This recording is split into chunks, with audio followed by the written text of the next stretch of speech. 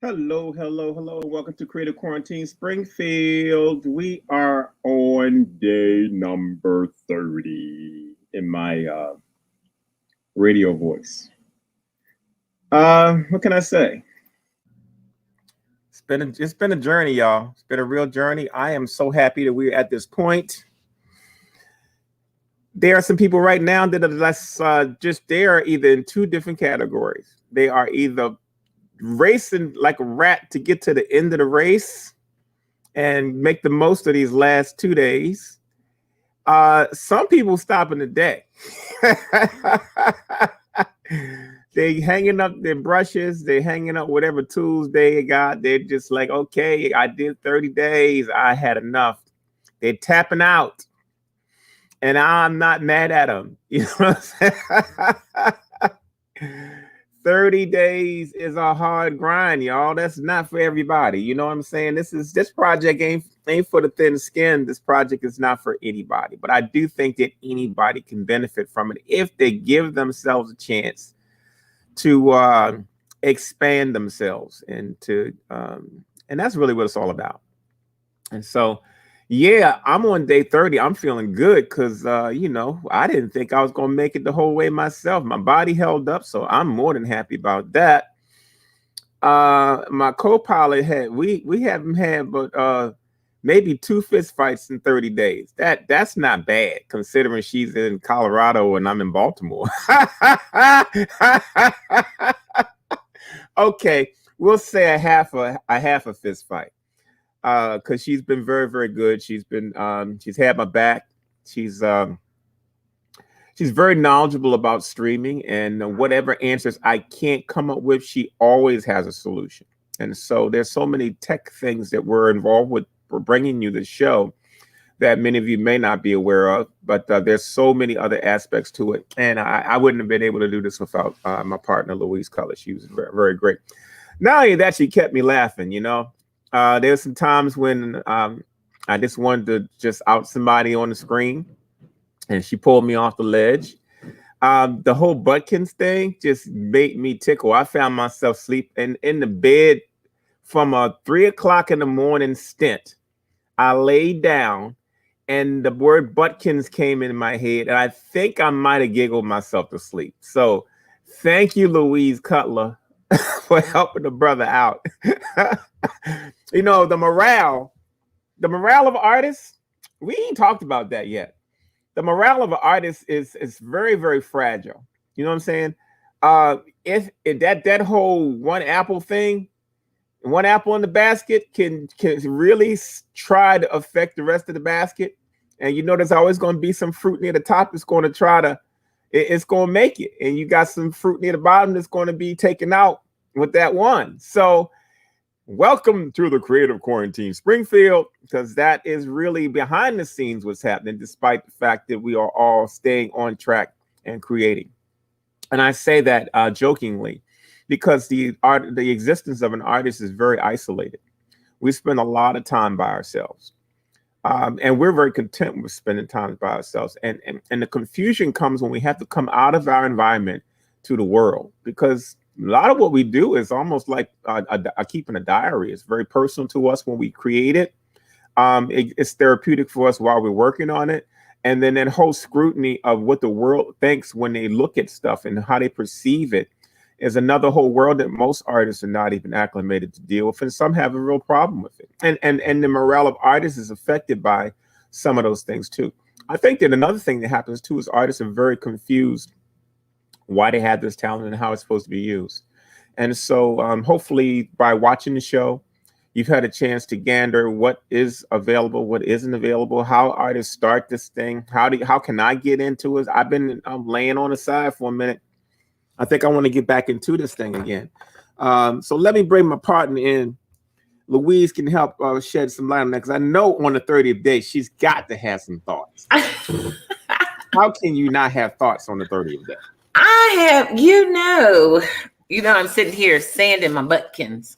So when you said something, I was like, yes, Mr. You see that Mr. Giraffe is all. There you go. I'm sanding him. You done got him all out the way. I got him all out the way because that was and I'll say Mr. Elephant in a minute. But I definitely what you were talking about as far as like how we as artists, and I've actually been talking about this with other artists and how we create. And this is totally new for us, a lot of us, creating in front of people. And, I told you, I said, we should come up with that song.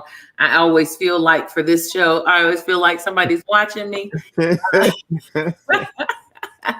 because it's different. it's really different. And like you said, artists are very isolated. We wouldn't come out of our studios if we didn't have to. It's just not something we would do. And so having to come out, and not just come out, but come out in full form on live every day, it takes you out of your it takes you out a little out of your comfort zone. And a lot of artists have actually done really well. I say for the most part, a lot of the artists have done really well. I remember Michelle at one point, she was saying, ooh, I don't want to draw in front of people. You know, she didn't want to sketch in front of people, not yet. But then after a few days, there she was sketching in front of people. So it takes some time. And Karen and I have talked about how personal our artwork is, and certain things it's like, oh, I don't know if I could get that deep on just live. Because you know how it is. It's like, I have a couple of pieces I wanted to work on, but what most people don't understand is the process that artists go through in order to create paintings. It's not just, oh, let me create a painting. The thought process and how we have to do that, like working on the mother of all. I already knew I wasn't going to finish that during the creative quarantine, because she takes a thought process. It's like, I have to totally think about her. It's almost like transcending. What you talk about is like transcending, and you can't do that on screen. You can't, because when I work on my wood pieces, I have to walk past those every day almost and touch them and kind of allow them, allow the artwork to speak, and being able to do that on screen. So there's certain pieces that you can do on screen, and then there's other pieces that are so personal till there's just no way to be able to do something like that while people are watching, because you can't translate that onto just a regular screen. So and that's some of the things, like I've watched you do pieces, but your thought processes, you've already, before you came on screen, you had already thought that piece out. And that's the whole thing, is like, we have to get it to a certain point, and then we can finish it on screen. But those are all really, really good points, because again, the quarantine environment is not a normal environment for any artist. It's you're doing experimental work for 30 days. And then the whole thing is to do things that take you completely out of your comfort zone. And so typically in a real quarantine where we're in one location, you are flying with what you have. Okay? And so often you'll be using materials that you haven't used before, or brushes that might not meet your satisfaction, Charles Bibbs. But that's the part that presses you when you have to make something from nothing. In this situation, it was switched because everybody was still in their studios. And I was glad they had the comfort of that with all the other things that were going on, because at least it gave them a comfortable place to be, and they weren't completely outside of the environment. You can be in another state, and you're shy, and you're with 12 people, and y'all got to coexist for 30 days and create work. Let's forget about the broadcasting, because that's another whole conversation. And so both ways have been very enlightening to me, because there is a line that travels to each of us creatively that's the same. There's certain things that we require as artists. There's certain things that we get stuck with as artists. And so I hope that people were able, especially the ones that have tuned in from the beginning, to see the correlation between those things and how things are closely related. And doesn't matter where you're from, what your sex is, what your age is. It's a process that we all share. And so that's the thing we really wanted to bring to attention with the creative quarantine. It's not so much how much work you can create in 30 days. It's the process you go through while trying to do that. And it's no way you can do something like this for 30 days. They say how many days you have to do something for it to become a habit. There's no way you can go through a process like this in 30 days and not be changed. I was going to not come out changed, because it does. It creates a change in you. And it's like watching other artists create a change in you, and picking up all of these new ways of doing things. And it's like you said, it's, if you can literally watch this and still go back and be the person that you came in the door as, then you didn't understand the point of creative quarantine. You didn't take the full advantage of what it had to offer. Well, and the thing is, sometimes, and I've even seen this happen with some artists that may not have fared well in the quarantine, but they come back to me a year later and they go, that situation really affected me in this way. They probably couldn't articulate it at the time they were going through it, but it still manifested in them. Right. Because artists are either willing to open up or not willing to open up. And the one thing I learned about artists, you can't make artists do jack. You just can't. And so that's our own mindset. Oh yeah, we're all individuals. We know what we want to do. We know what we don't want to do, but we're also very protective of our comfort zone. And that's what this project is really about. It's about really pressing the boundaries of what we think define us as artists, because we're not often defined by the things we think we are. Right. And that's, and when you talk about comfort zone, it's also, it's that because artists have gone through the ridicule of the day throughout their life, and then to come in, they're very protective. It's like it's like you have a defense mechanism. And so when somebody comes in, it's just like creative criticism. Some people can take it and other people are like, and that comes Stop right there. That you just hit the biggest subject ever. That's it. Ridicule, criticism is the biggest enemy of the average artist. See, the one thing that the creative quarantine is not about is critiquing anything. Right. We're offering, if the artist asks for a solution, or they run into hey, I can't, they will offer solutions. But we're not going, that color is this and that doesn't combine with that. That's an academic thing that doesn't really fit. Yes. And artists are always pitted against each other. We got to compete for every grant.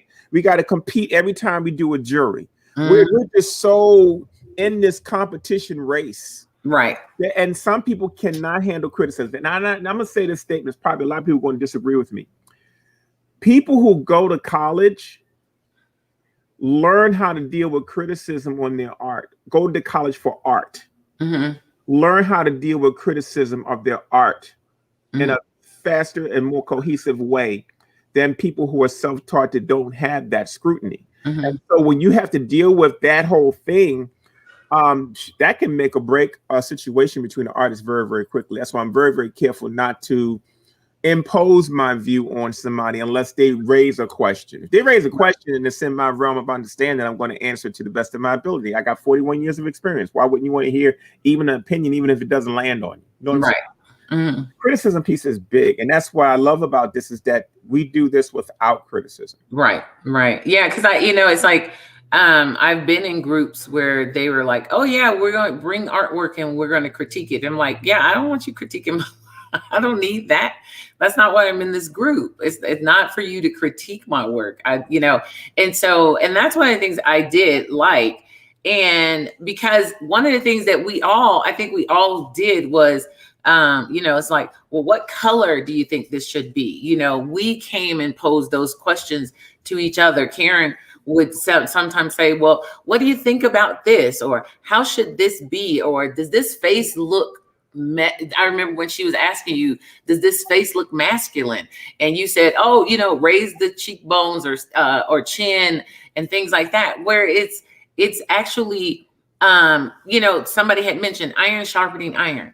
We were actually assisting each other in our craft. And that's the difference between constructive or creative. There was no criticism. It was just assisting each other in our craft. It's like, oh, okay, this would be like yesterday when I asked about the gown and you had said, oh, do the alcohol. And so it was all, and other people were making suggestions, and that's what they were. It's like, these are all suggestions. And then it was for us to say, I think I like that. Cause I was like, oh, maybe I will try the alcohol. So I started prepping for the alcohol and red just kept popping up. And I was like, okay, there you go. I was like, now you got to deal with exploration versus time. Right. I was like, yeah, because trying to resist that means you had to block out all that stuff you almost fell asleep on the night before. Exactly. And that was just it. It's like, so it's like being in this environment, and what I don't think people all really understand is being in an environment with the artists is like a electrical charge of your creativity. It's like getting electrical shock. And because I know we've talked about it before, going to art shows. People used to be like, why you like going to art shows? I was like, are you kidding me? To be in a room with like-minded people is amazing. It's like you don't have to answer for anything. You don't have to justify yourself. Right. It's like you just be. You just be. And I think that's what we all long for in this world, is to just be. You know what I'm saying? And so as a creative person, I've always been very, very driven by those things. I mean, outside of me being a successful artist, being an artist advocate has been one of the things that's been very important to me. And sometimes I'm sure, like when Harriet Tubman was taking all the slaves through the woods, there was a couple slaves who went, yo, why are you going that way? Let's forget the journey. Let's forget all the things that's at stake by doing this. And so the same thing with this. It's like, hey, we're in the business where we have to constantly, continuously motivate ourselves and recreate ourselves to keep going, to keep coming up with a new painting and a new painting and a new painting on a lifetime. It's why a lot of the masters went crazy. Because you reach this point where you're kind of battling yourself, and you got to figure out a way to do that and get these ideas out of your head and get this stuff out of your system. It's like hurting yourself and making way for new ideas. It's just like one of the things that when Charlie Palmer, we were talking to Charlie Palmer, and we were talking about how people were talking about his masterpiece. It's like creating a masterpiece, and he said that wasn't something that he was striving for. It's like it's not something he was striving for, is to create this masterpiece, because where do you end up with the masterpiece? The bottom line is that you have to perceive what a masterpiece is. And so what happens is you have the artist and how they create, and then you have the world and how they perceive. Exactly. So there's two different energies. Some of the things that are transposed on us are actually from the other side. These are people who are trying to understand where things are, why things are priced a certain way. What were you trying to say? And artists have to have a pretty thick skin just to be able to make it through that. And many artists don't. That's why you see artists that are on the mainstream, and you have some that aren't. I'm not saying one's better than the other, because I can show you some folks that's just been painting in their house and that's all they do, and they got the baddest work you ever seen. But that's what we got to deal with. And see, part of the creative quarantine was that we mostly dealt with professional artists. This time we have more emerging and mid-career artists than we ever had, or artists that have less than 10 years of experience. We've never had that in a quarantine before. Normally our quarantines were people that was 25 years plus. And that's a different group of people to work with. But even with that, you still have those other you still have good stuff. Because you're mixing all these artistic personalities. Absolutely. Because everybody come with their own bag, and I'm not just talking about their. I know what you meant. You used the right word. They come with their own bag. That's a T-shirt by itself. Right. Yeah, so that's a lot, man. You when I asked you what was on your mind, you thought about that for a minute. It in your heart. But so tell me you always talk about as a woman. Okay, I'm gonna ask you as a woman question. Okay, give me an as a woman question. How does it feel to be coming to the end of this process? For me, as a woman and a wife and a mother, because that's all encompassed. I did have some struggles, because I do have a family downstairs who have, it has been a bit of a struggle, because then it's like, well, you're not doing the things that you usually do, taking care of your family wise. And so, I get the stares when I go downstairs. Don't think I don't. And so, as a woman, and being, because I do feel like I've neglected some responsibilities to be able to do things for to have this moment for myself. You do sometimes feel a little bit guilty of taking that time for yourself, but I'm not I'm not sad that I did it. I'm happy that I did it because I needed it, because we have to take time for ourselves and do things for ourselves. But as a woman, it was a little bit of a struggle in that sense. And I know people are like, it didn't seem like a struggle, Louise. It was, for me, because I am one of those people that like providing and taking care of my family. And I know, if I felt like I was being a little bit neglectful, but I do live in my studio. I do. And, but as a female, I felt this was absolutely amazing to do. And to be able to take the time out, because I consider it taking time out for myself. And that's something that we as women do not always do. Like I'm often talking about how women are chameleons. We become everything for everybody, but we never become who we are for ourselves. And so this taking this time out really has, I would say, empowered me in my art. And, you and I work together. So our brains are like, we've on to the next thing. Is just exploding. There's so many things in different avenues to go into, but I do at times have to tread lightly because I do have a family, and I have to think about those. I have to think about that with everything I do. I have to think about my children, my husband, and where they all fit in the dynamics of what I'm doing. I got a real good question from Kathleen Anderson. She asked, "What bags did each of you bring to the creative quarantine?" Okay, I think for me, my bags were let's see. I think my bags were my family, for one. That's a bag for me. Bringing that, caring for my husband, making sure that he felt cared for, which he did not some days. And so, but that's, and that's a bag that I carry. That's something that I bring with me because I am around all of you all. So that's going to make him feel left out. With me doing this in the evening every day, I felt that I might have brought some insecurities. I think the thing that actually saved me in a sense, because I've told Pancho, I was like, there's no way I don't think I could have actually been in a room with 11 other artists because of my personality. Now, mind you, I'm an extrovert when I have to be, but I'm really an introvert. And so it would have been interesting for me to be in a room with 12 other artists. Mm-hmm. And so that's another thing. But I think the thing that saved me was the whole teching part, coming in as the tech and understanding like, okay, this is what I'm going to be doing. And then originally, the whole co-hosting thing just kind of evolved, the same way it did when we were doing the Beauty of Blackness Fine Art Show, because I wasn't really expecting to do like as much co-hosting as I've been doing. And so that kind of evolved. And that really, that was a lifesaver, doing all of this together and working. And, and Pancho is a pusher. So he definitely will help you up your game if you're there to up it. And so I really appreciate that, because the first thing I remember what you had told me in the beginning, you said, I want you to be more of an artist at this event. I want you to be more of an artist.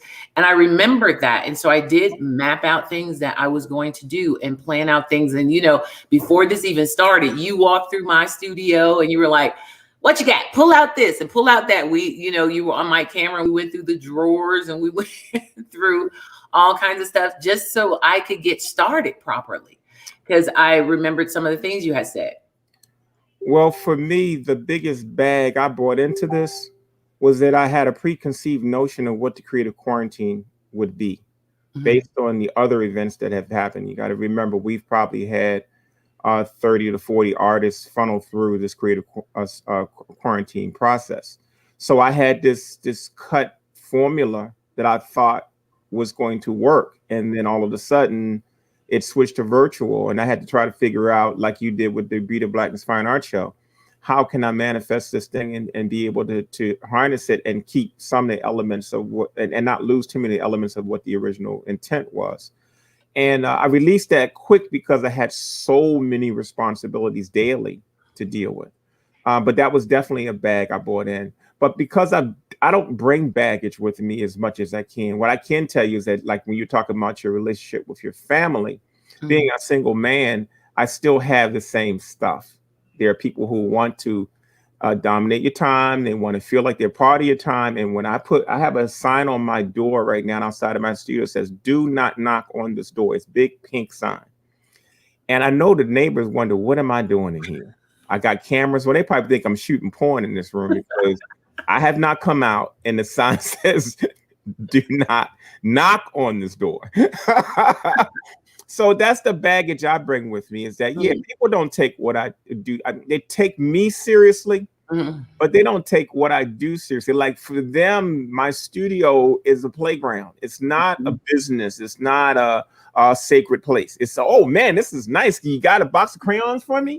Like, no, sit your behind down over there. That's not what this is for. Or if they want to hang out, or let me just hang out. I'm like, I don't come hang out at your house like that.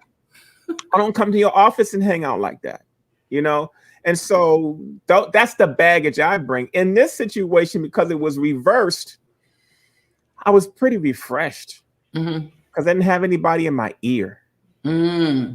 If we were in a personal place, that brings a whole set of circumstances. But also, I know that people bring another level of decorum with them when you are face to face. There's certain things you do and certain things you don't do. There's certain things you don't emote when you're in a room with 12 other people. I can see if you're 1-on-1 or 2-3, you know what I'm saying?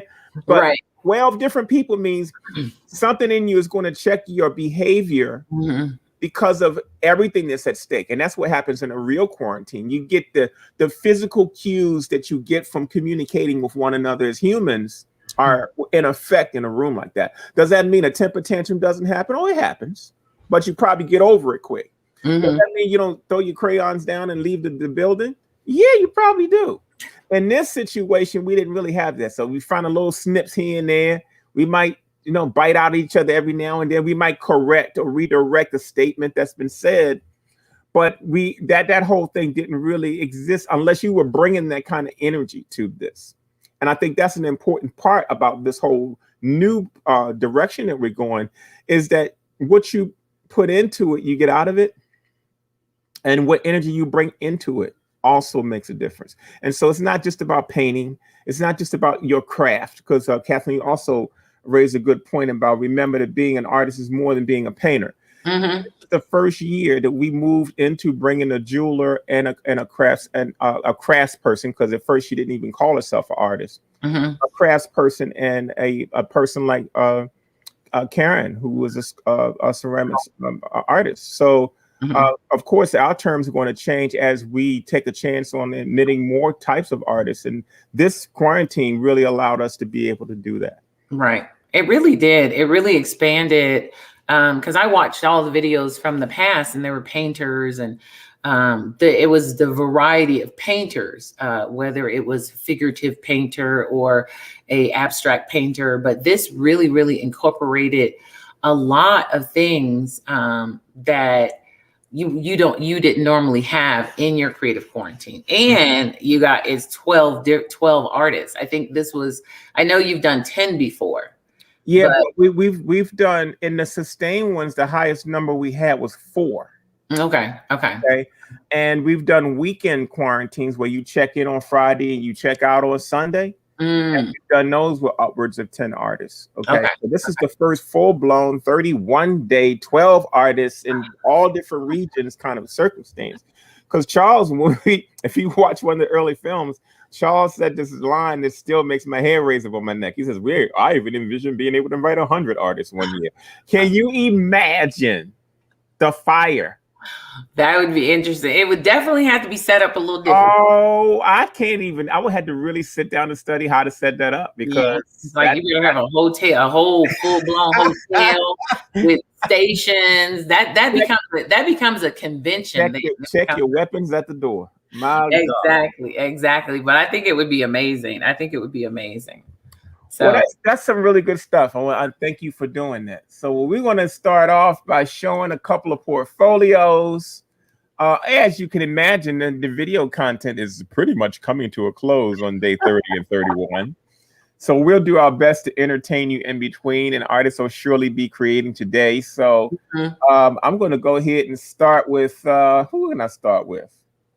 Oh, let's see. Kathleen's was, I really liked her. Yeah, let's do her. Hers is short, but hers is really nice. So I'm going to go ahead and start with Kathleen's today.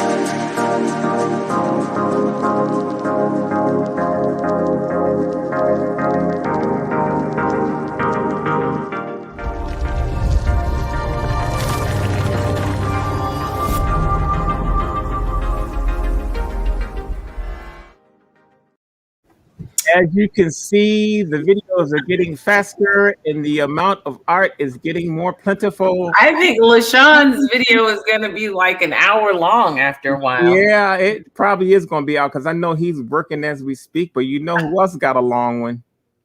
You. But that's what's happening, is trying to keep you up to date on these portfolios, y'all. This is mine.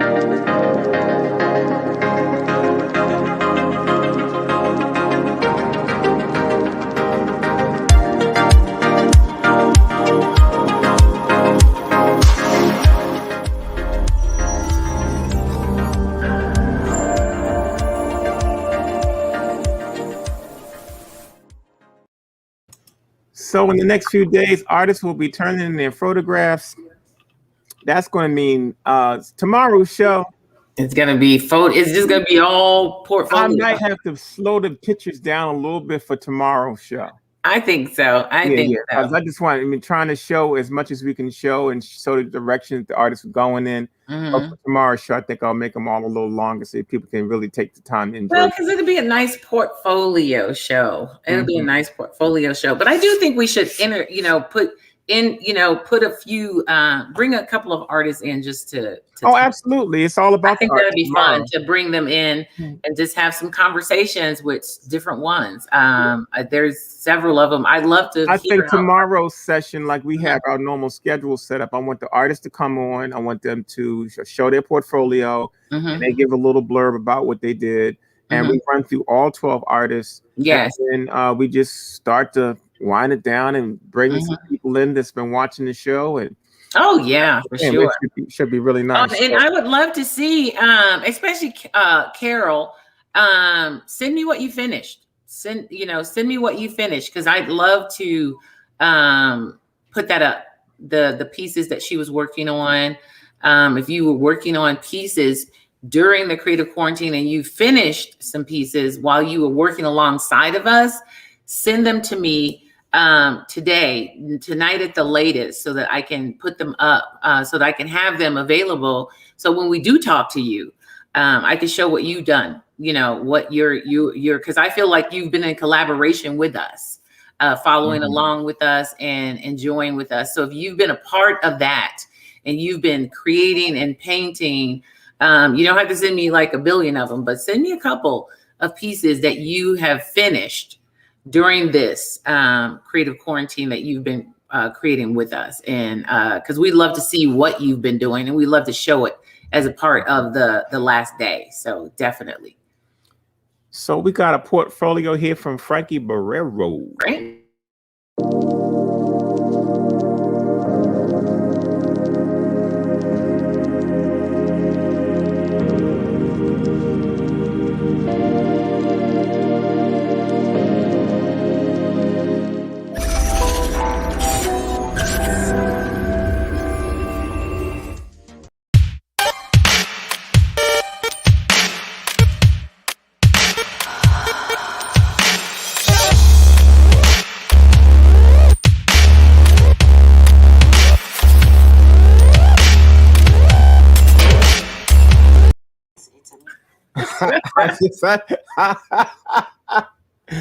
I just had to throw that in there. That's a funny piece right there, isn't it? I tell you. That is a very funny. That's the mantra of the show.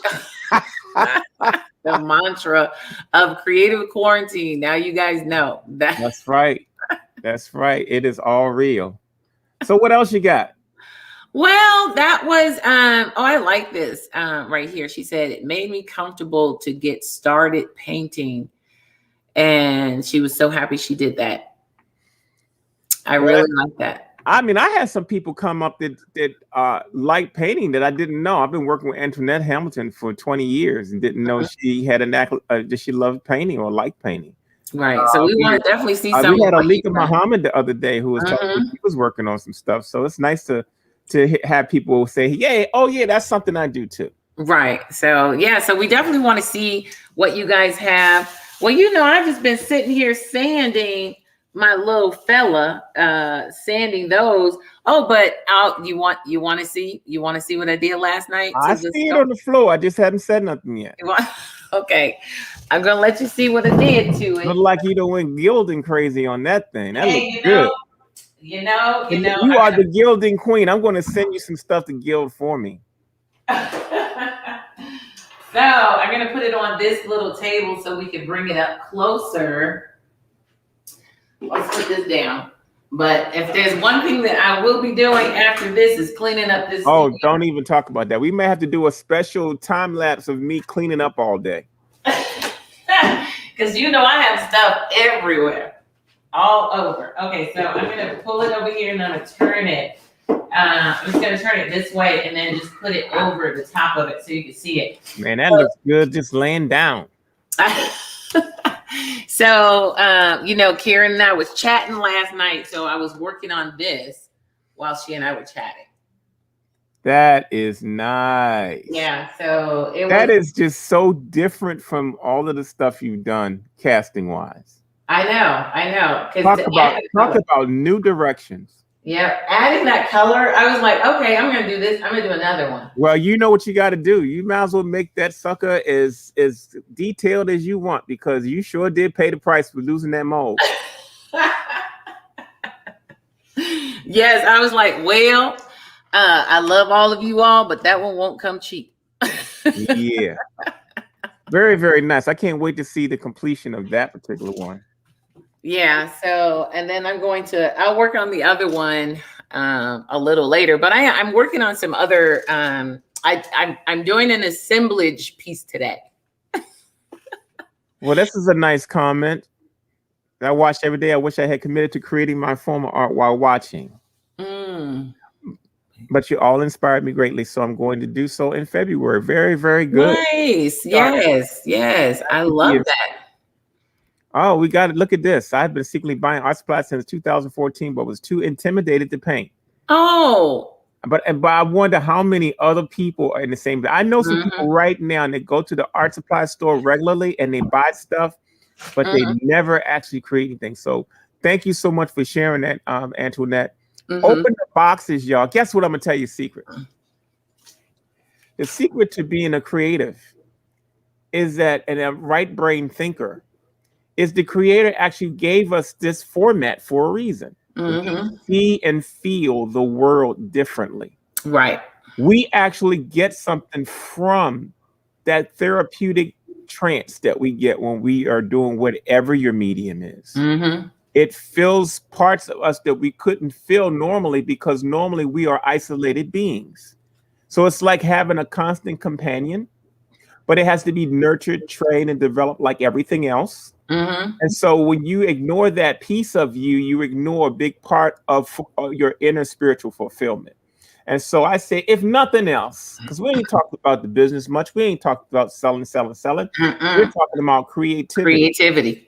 Use creativity. In times like this, creativity is so needed. That's the thing that we have that other people are struggling with right now as we go through this big crisis right now. Exactly. Thank God I got this. I can stay in here forever.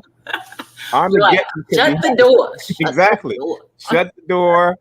I don't have to wear a mask here, and I can create to my heart's content and get all the therapy I need to keep exactly and keep yourself going. It's like Jesus. It's like wearing a set of those Bose noise canceling headphones. Exactly. Except for you become a time traveler. So, welcome to the club. Go buy yourself a kit. Buy yourself a coloring book. Buy yourself some Lego. Buy yourself something so you can start. So you can have some, and get your little boy out. We all need some disconnect our brain time. You know what art does is we're not sitting here overthinking about bills and who got on our nerves when we're painting. At the moment we put our hands on whatever we're doing, our brain goes to another place, another area. A time traveler. We are no longer thinking about the ills of the day and all the other stuff until we come back. And we come back when we go, I'm done. And then we got to go back in. And so there are some therapeutic elements that you get from doing this. Everybody can incorporate a creative side and embrace their creative side. Because although we're labeling ourselves as artists and society has labeled us as artists, all of us have creative. We all possess creativity. And that's one of the things I would get people that would come into my art space and they would say, oh, thanks, Antoinette. They would say, oh, I'm not creative. I said, we're all creative. I said, everybody's creative. You might not be in the creative in the same arena that I'm creative in or the same area. I said, you might be a creative organizer. You might be a creative. I said, everybody possesses creativity because we were created by a creator to create. And so we all possess creativity. It's just a matter of tapping into what your creativity is and then going from there. But we're comparing ourselves to the next person. And then we're feeling like I'm not creative. One of the illustrations I normally give people is I said, you were in school and you were in an art class and you were in an art class with several other students. And the teacher said, draw a horse. And some horses looked like horses and other horses didn't look like horses. And the teacher put up all the horses that looked like horses, but your horse didn't. So you didn't make it. You didn't make the cut. And so then you felt like, okay, I'm not an artist because I can't draw like that person, when it was the teacher's limitation that caused it, not your limitation that caused it, because the teacher only understood realistic art and didn't see the bigger picture, that you were you might have been an abstract artist or, some other form of artist, but the teacher didn't recognize that. So it made you feel like you lack creativity. Well, the other experience that we have in school too, as early as grade, kindergarten and pre-K, is that when they bought the box of crayons out, all of our drawings looked alike. Because that was our point of perspective. And now you had one child that had something different, but as a whole, at the age of 3 and 4 developmentally, all of our drawings look alike. Now, here I am. I've drawn every day of my life. There should be some gradual difference. And yes, there is that separation as you go along of making the cut, not making the cut, what looks like a horse, what doesn't look like a horse. But the ability to do it is innate. I tell everybody that if you've never been to Africa, go, because you get to see how creativity is in everyday life. It's not uncommon for complete villages of people to be artisans, get carved, they create that, they're generational creators. So that's something that was in us when we were brought to this country that was stripped away from us.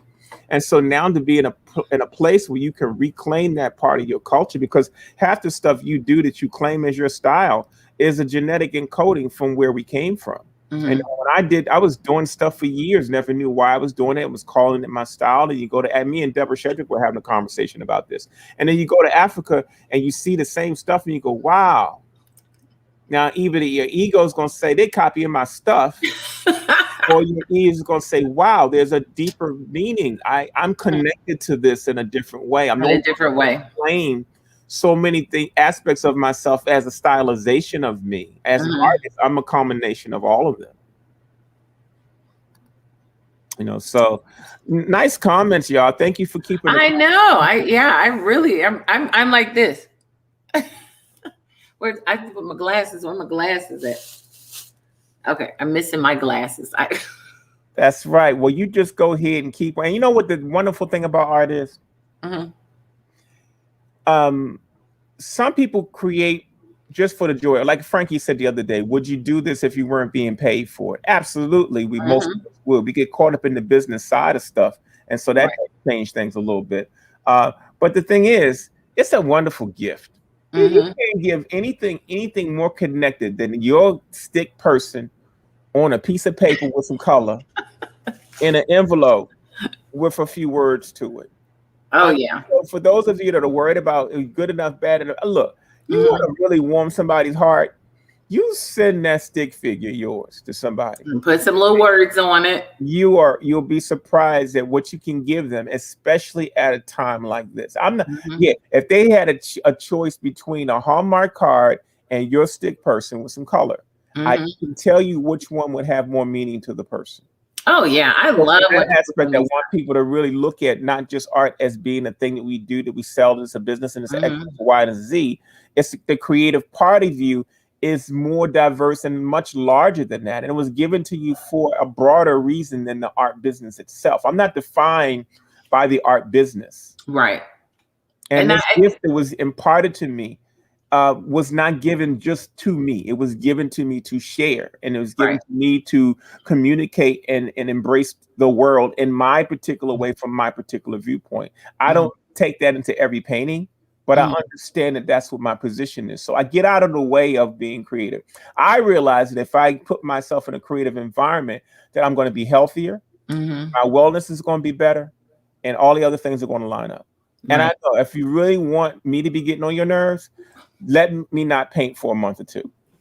It's rough. I know I'm not an easy person to deal with when I haven't been creating, because I'm already short and direct by nature. So when I'm not creating, look out. everything you say that's contradictory, I'm gonna be like, whoa, that's BS. It won't All be right, I won't shame no, you for that. no, You just no. you Take know. no. I spelled it. As you I said, know. there's I no said such that's thing. it. But I it's think we did. I think we did very well for 30 days with all that was happening. With oh yeah, and that was just it. I machine job. really like one of the things that you said about how, it's not about um finances. I mean, do we like selling our work? Yes, we do. It's fun. I mean, and a lot of times it's just fun to sell work. For me, it's like, oh wow, this was fun. I enjoyed it. But it's like I was sharing with one other artist. I said, what we give out into the world is actually the overflow. And what people don't Mhm. realize is you're actually getting the overflow of what we've already received. And so it's like we get filled up with all of this creativity and all of that stuff. And then we begin to, it's almost like we just burst with it. And then all of these paintings are created out of that beauty, that beautiful overflow of our creativity, our love, our joy, our struggles, our all of that kind of stuff. And that's what comes out on these paintings is this beautiful overflow of who we are. So I couldn't have said it any better. I like the fact that you got a lot more vocabulary words than me. So I think you got quite a Uh, few. as of yesterday, people watching, we were over 316 works created. I cannot wait till tomorrow's show to I think it's show. gonna be over 400. You know what? You might be right, but I think like 375, I'm 375 going ish. for 400. I'm going for 400. Hey, if we go for 400, that means we got to stay all of us better stay up all night and work through the 31st. Because I know some of y'all done parked your brushes and you're ready to take off after the day is over with. Not Frankie. Frankie's down there working as we speak. Frankie is doing his thing. He's been listening and watching, and These are some look new at how that Frankie's piece is cranking out developed. some new pieces. Whoa, Oh, Frankie! I really like what you did with Yeah, that one. he really jumped into that piece. How you doing, Frankie? I'm good. I wanted to piggyback what Louise was just talking about. Um, as an artist, I have a lot more fun creating than selling the work. Mm-hmm. It's awesome to make money, but Mhm. like you said, it's the creating part is worth a lot more. And Frankie, I know you can. When we're talking about that space that creativity nurtures, you going through your personal struggle. Mhm. Speak a little bit to how art kind of saved your world from what you had gone through. And remember, some people just tuning in may not have heard your complete story. So if you can give them an abbreviated version of that, so they can have a better idea what's happening. Mhm. Sure. I've been an artist my whole life. I've been drawing. I realized I was colorblind. I didn't realize it. I was born into it. When you're born into it, you don't know. You know, it doesn't affect you. It doesn't bother. But early on, discovered I was colorblind. My teachers did. Went through a little therapy for that in the Bronx. And growing up, I grew up the most New Eurekan you can be, straight out of Beat Street, or that kind of thing. I was I was too young to bomb trains. We wouldn't say bomb trains, but just tagging all over the place. The thing is, I got into dentistry instead of art. I was more fascinated with infectious diseases, Ebola. I wanted to go to the hot zone in Kinshasa in '95. That was my dream. Why, I have no idea, but you're brought into these things. I still drew though. Anyway, I still kept on with the art no matter what, and it was a big escape. Um, I found it was almost automatic. Whenever I'm depressed, draw. When I was extremely psyched, happy to draw. It was like my go-to and the most consistent. In 2015, I was auditing an office Wednesday, June 10th, 2015. I'll never forget that portion of it. I was auditing an office and also having team meetings throughout Massachusetts, and Springfield was my last stop. And when I got out of that office, I was riding a bike that day. So I was hit from behind with a car. No witnesses. I wasn't a witness. I never saw what happened. I just know that I was in a coma for a while, and uneventful coma. I didn't have a walk into the light or nothing miraculous out of it. I slept like it. And that was it. I had gotten to the point they wanted to, my family had to pick where to bury. So they didn't know if to bury me in New York or Atlanta, which is where I live. So they had to pick. Imagine your mom has to decide where to bury you, because you choose life support.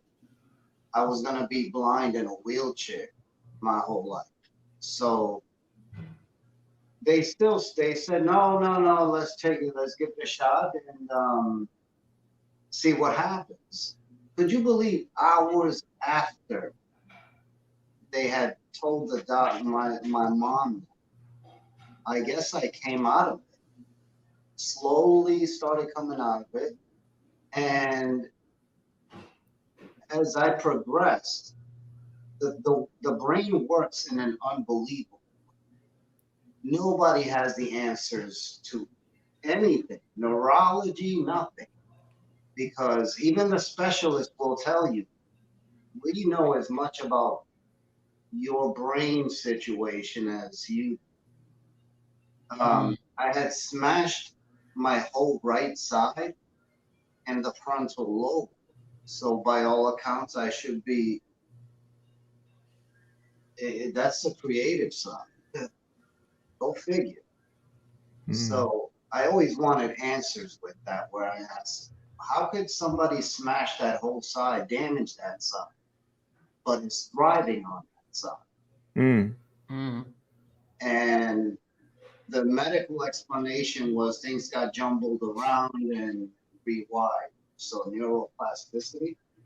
But I do notice the difference since coming out of the brain injury, good and bad. Good being that I'm producing nonstop. I just keep going. Bad, just the basic. I mean, I have memory, I lost sense of taste. But honestly, what I got out of the brain injury is worth far more than the good outweighs the bad tenfold. And well, Frankie, I want to tell you something, man. You were the last artist signed up for this group.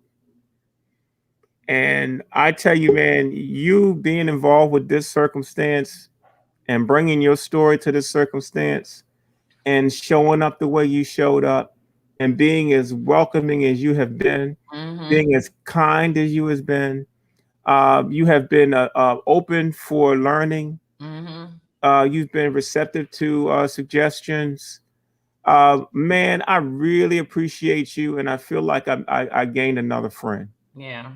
Your story is a testament to all that we've been talking about, but it simplifies it to one basic form of how here you were told that the part of your brain that harbors creativity was damaged and destroyed, and here you are doing things that not many people could do. So I'm going to commend you, man, and thank you for sharing your story and your message, because people don't get it, man. And when we start talking about the hustle and the grind of what the Creative Quarantine is, And we it's so wonderful to have a person like you in the group Yes. that has had not one excuse in 31 days. Thank you. And you have had reasons to have an excuse. He has had episodes.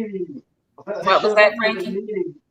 Before the seizure, after a seizure. Exactly. I had a seizure and I'm not on my head. I remember that day. We got it on tape, man. You are a remarkable individual, You but really I think you are a testament to the dedication that we have to what we do. Right. And just keep on striding. It's been wonderful working with you, man. Awesome, likewise. Yeah. Don't make me cry, man. Don't make me cry. I tell you. Don't make him cry. Every time you come on the screen, you make me want to cry, Frankie.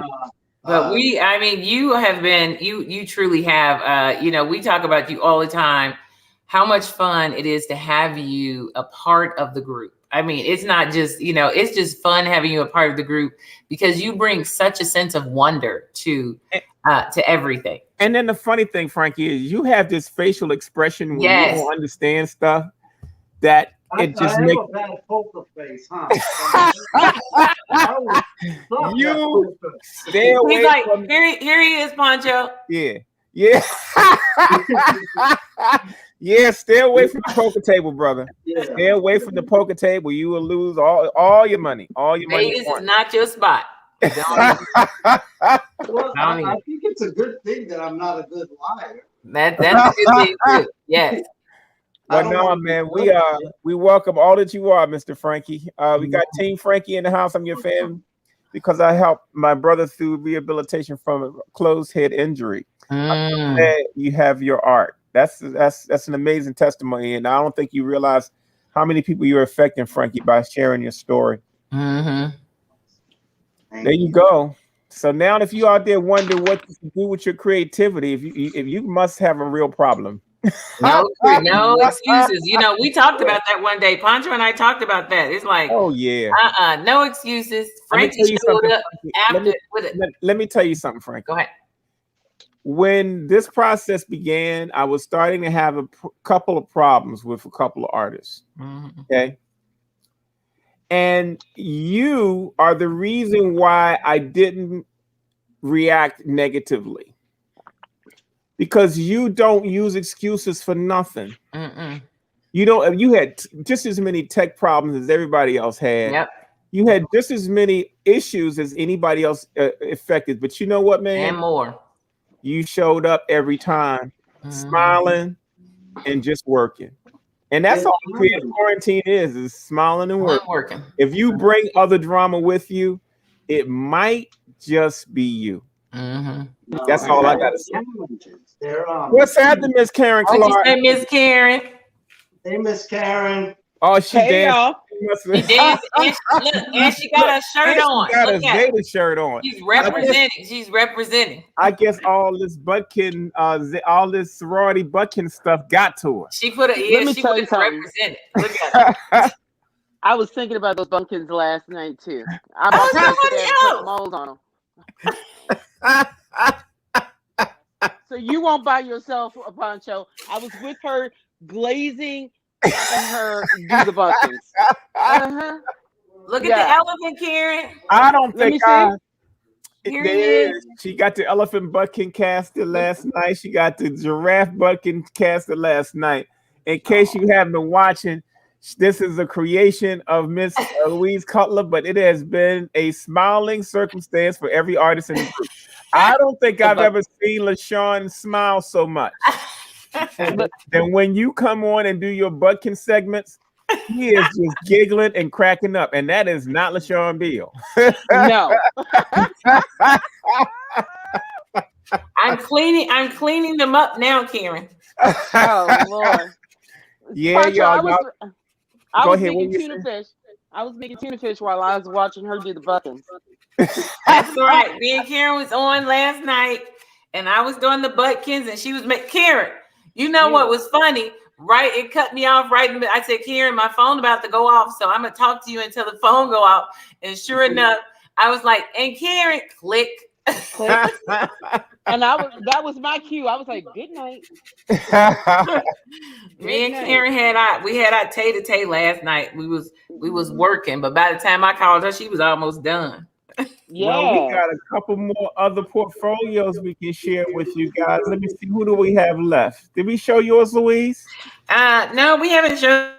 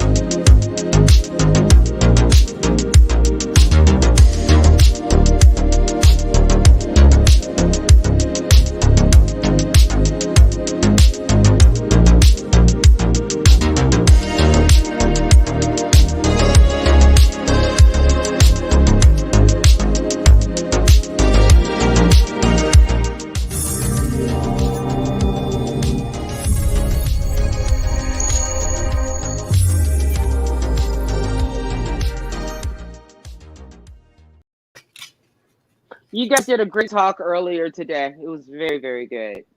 Oh, what? Your talk was Oh, very, it very was. good. Yeah, I enjoyed that talk. It was really good. Thank you, Karen. You should have got in on it too. Mm. Y'all were doing great. Yeah, but you know what, Karen Clark? Come on now. Yeah.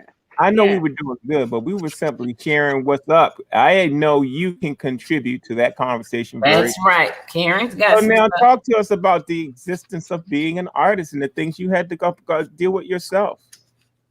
Oh, and let's pose that question that Kathleen posed about the bags too, because I like that one. Yeah, that was an excellent question. Mm-hmm. What back? Life, work, trying to balance work and trying to and balancing two jobs and coming back in here to do more work. That was a balance. But I think what I appreciate most is because of my background of culinary arts, it helped me be able to triage what needed to happen on the day-to-day basis. So it wasn't rough. It actually came. The first week was a little rough, but second, third, fourth week, they were easy. They were easy. Yeah, those were my bags. Was there another question to that? No, we're just giving you some space to add to it. Oh, I was like, that's all I got on that one. I'm simple. I like it simple. I like it simple. So, What'd you say, Karen? I'm in and out. Yeah, I'm in and out. I mean, you were talking about, dealing with the challenges of personalities. I'm a pretty no nonsense when it comes to personalities. So to adjust to personalities, that was something I had to learn. I had called Pancho a couple of times, and he kind of pulled me off of the ledge because of my process and how I do things. But I was appreciative of those. I'm like, you right. That's what my mama would say. Let me get it together. Yeah. Mm-hmm. So it's good. It was good stuff. Yeah. But right now, I got to clean up from all the glaze stuff I did last night so I can get back on this party train. Well, I have to take the time and update your video with the photographs you sent me. Wow. Oh man. Because I want to see those. Yeah, I want to see it. Man, I need a little break so I can do that. So what's happening, Michelle?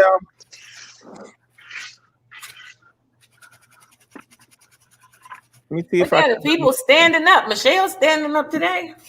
How you doing? Yeah, I'm in my this is my art space. I sent a video just in case my computer couldn't handle it, but this is my space. You look like you're doing pretty good. Uh-huh.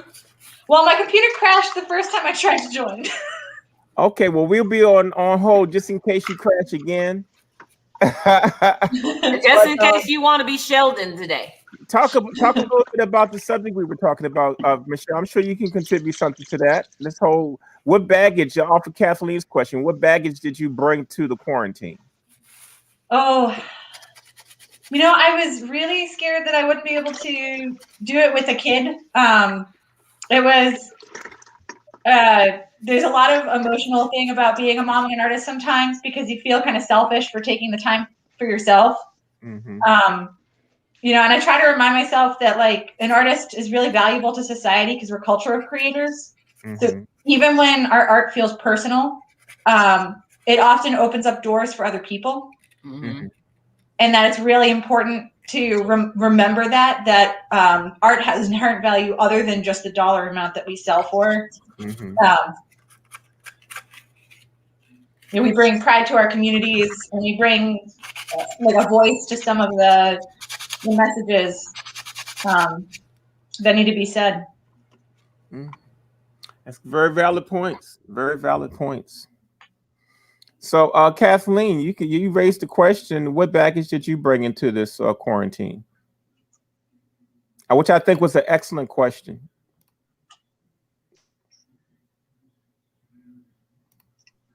This mic keeps going off by itself. That's okay. I'll just try to unmic you, and you might remic yourself. The need to be a perfectionist, to be perfect. Everything has to be perfect and in order and just so. And it cannot deviate from that. Mm-hmm. It must be timed. I like to have a schedule in advance. So I tell people I'm an introvert, I'm an extrovert. I'm high on the extroversion scale, but I'm also high on the introversion scale. And if I'm at home, don't call me to go out with you because I probably won't do it unless you give me a week or 2 weeks in advance notice. Then I can prepare my mind for it. Right. But if I am out with you, I can be out with you all night and not want to go home. Mm-hmm. So there's that. Mm-hmm. Something I wanted to mention is forming, storming, norming, and performing. Those are the stages of group development. A group comes together, they form as a group. The next stage of that development with that group is the storming stage. People argue, they get upset with each other, they have short tempers. So that's the storming stage. Then comes the norming stage, when the group creates a set of norms, a set of agreements that they will follow as they continue in their group. And once they do that, then they can perform successfully as a group. And a group will go through those stages repeatedly. I know I've mentioned this before, I was on a walking pilgrimage. I spent 395 days with anywhere between 25 and 65 people every day. And we were in a different location, sleeping, eating, and engaging with people every single day. Well, almost every single day. A couple of places we were there for a week. And in that process, there was definitely that forming, coming together, the storming, people arguing, people being upset, having to have discussions about how we're going to proceed as a group. So those kinds of things. I'm somewhat surprised that this group waited so late to go through the storming stage, although maybe we were in the storming stage earlier, but because we're not together, we're in separate places. The storming was happening behind the scenes, on the backstage, so to speak. So some people might have been talking with each other, some people not. At any rate. So I wanted to mention that. I also wanted to make a correction. You said that something about me not thinking or talking of myself or referring to myself as an artist. And on my materials for the past over 20 years, I mention and describe myself as an artist. In fact, on my website, which is through Blog Spot, I talk about my mother, who's a very gifted and talented artist, and that the artist mindset came to me in the womb. And so some of what I do is not referred to others as art. It's referred to others as craft. Sewing, knitting, jewelry making in some cases is referred to as a craft and not an art, depending upon how the jewelry looks once it's completed. And I recognize that deeply on that pilgrimage when I mentioned the diary I kept 4 diaries, 4 or 5 diaries, but one in particular, the first one, where I reviewed and reread the diary couple of years after I came back from that journey and looked at my packing list. I had toothbrush, toothpaste, knitting needles, sewing needles, thread, pattern, underwear, socks, shoes, my favorite garment that I made several garments for that walk.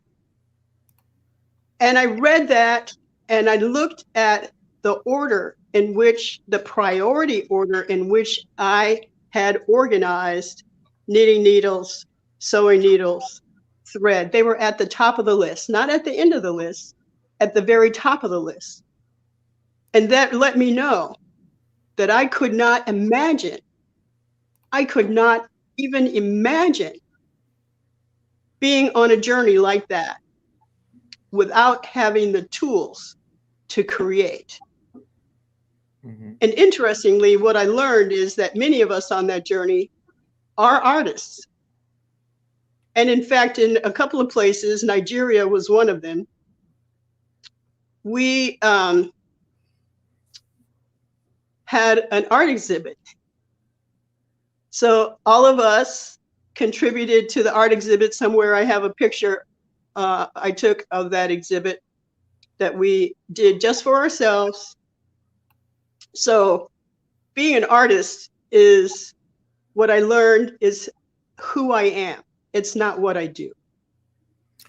Well, we appreciate you sharing that. That's really good content. You know, that's the kind of stuff that we need to hear and we need to share with everybody that's watching, because we're realizing that this conversation about creativity, artist, craftsperson, all these definitions can get in the way. And so I appreciate you sharing that.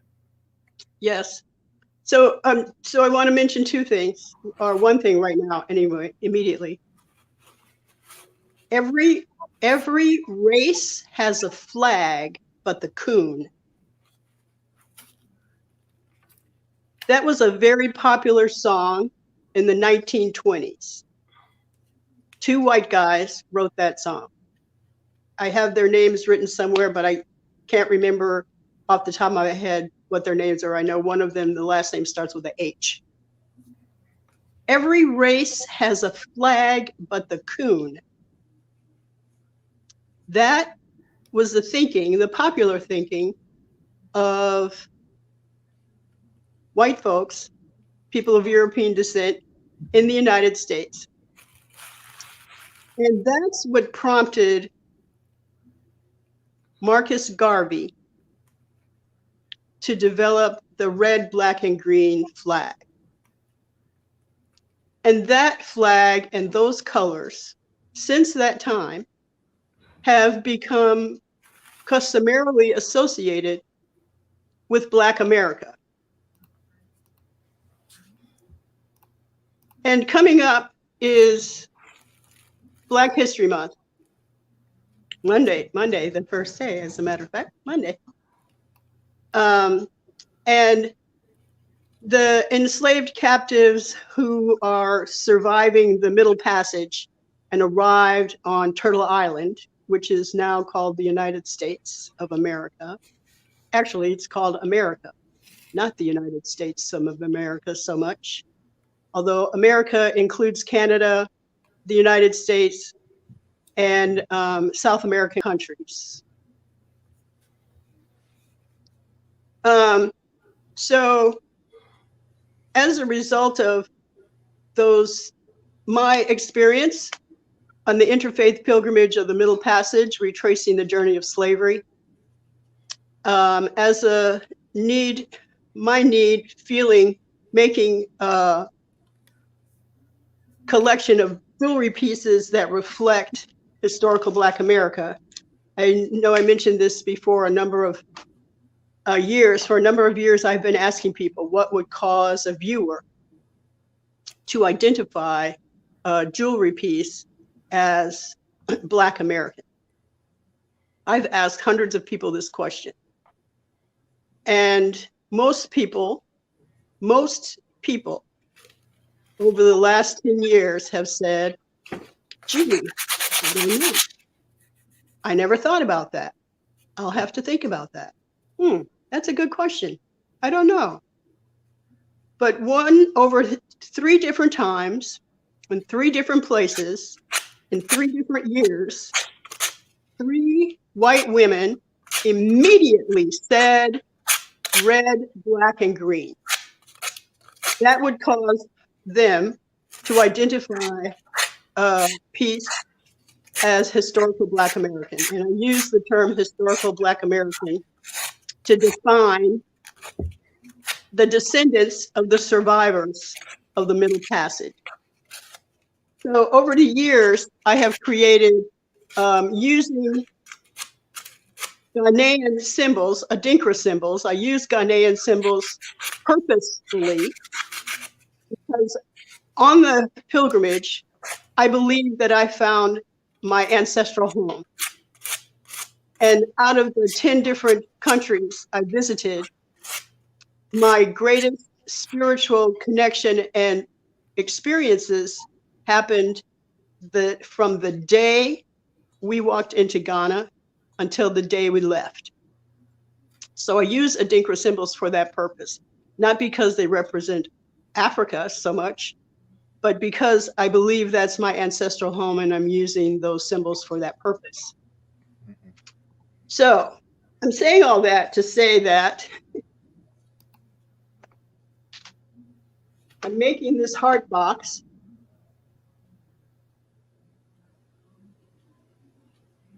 And I'm working on that.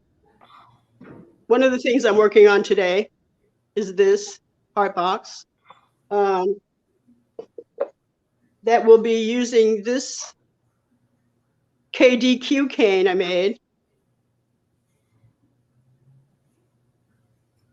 In the center of the cane, the very center, is the Adinkra symbol, Wawa Aba. Wawa Aba. It stands for strength and perseverance. And it is definitely what it took for the survivors of the Middle Passage to Turtle Island, to the United States. It took strength and perseverance for them to survive. The torture, the hate, the intimidation, the murder, the stealing of children. It took strength and perseverance to get us to this point where we are today. So I'm using this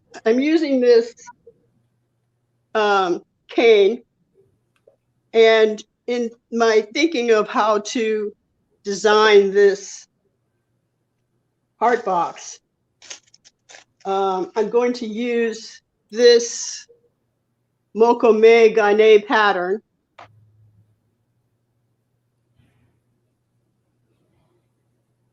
On the bottom of the heart box, and the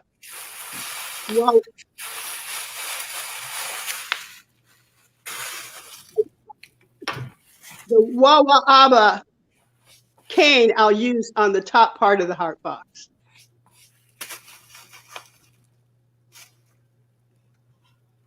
Nice. The other thing is, I talked about the shards from the clay piece that shattered into pieces in the oven. In fact, it makes me want to ask Karen. She mentioned that 30% of the pieces that go into the kiln come out broken.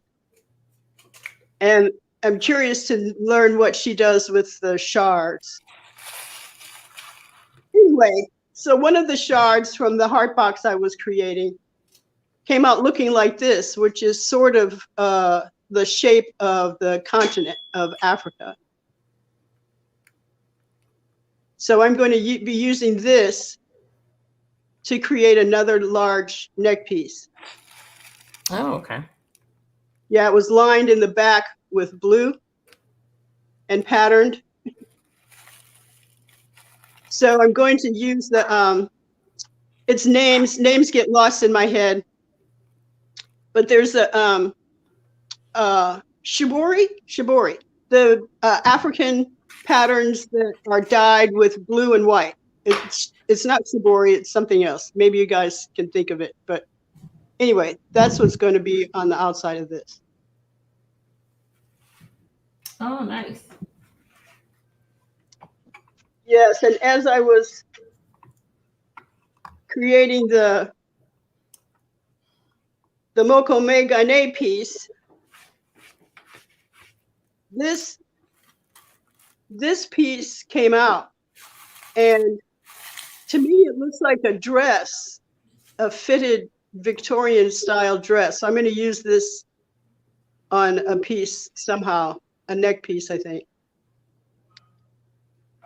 Anyway, that's my talk for today. That's your talk for today? Well, thank you. Well, for now. All valuable information. Yes, thank you for that. Pancho, have you been to the Great Blacks and Wax Museum?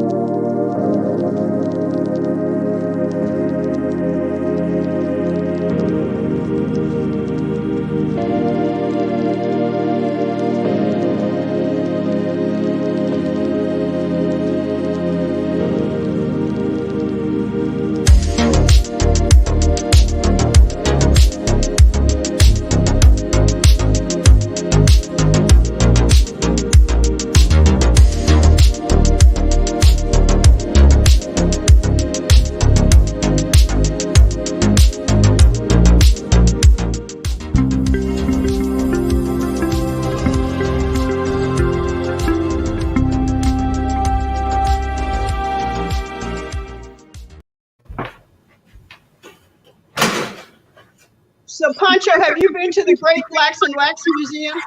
Yes, I have. Did you see that exhibit about the husband and wife who were lynched? No, I did not. But I did do 40 of the older figures at the Great Blacks and Wax Museum. Uh-huh. So there's an exhibit, at least when I was there, it's downstairs. A black man and his wife were lynched by a crowd of white folks one day. And after they murdered them, the wife was pregnant at the time. And what they did was they cut open her stomach, removed the fetus from her stomach. We are doing a family show here. Oh, okay. And you have to do, I'm not trying to censor you, but you have to be sensitive to everybody that's in the group. If it's not about your work, then you might need to refrain from that story. All right. The Great Blacks and Wax Museum, if you haven't been there, check it out. Yeah, it's a really nice museum. One first of their kind. Dr. Elmer and Martin originated that. One of the first Black wax museums in the country, right here in Baltimore. Joanne Martin now is running it, and they just recently got a multi-million-dollar grant to expand and take over that part of North Avenue. So hopefully, if you ever make it to Baltimore, you can check that out. Nice.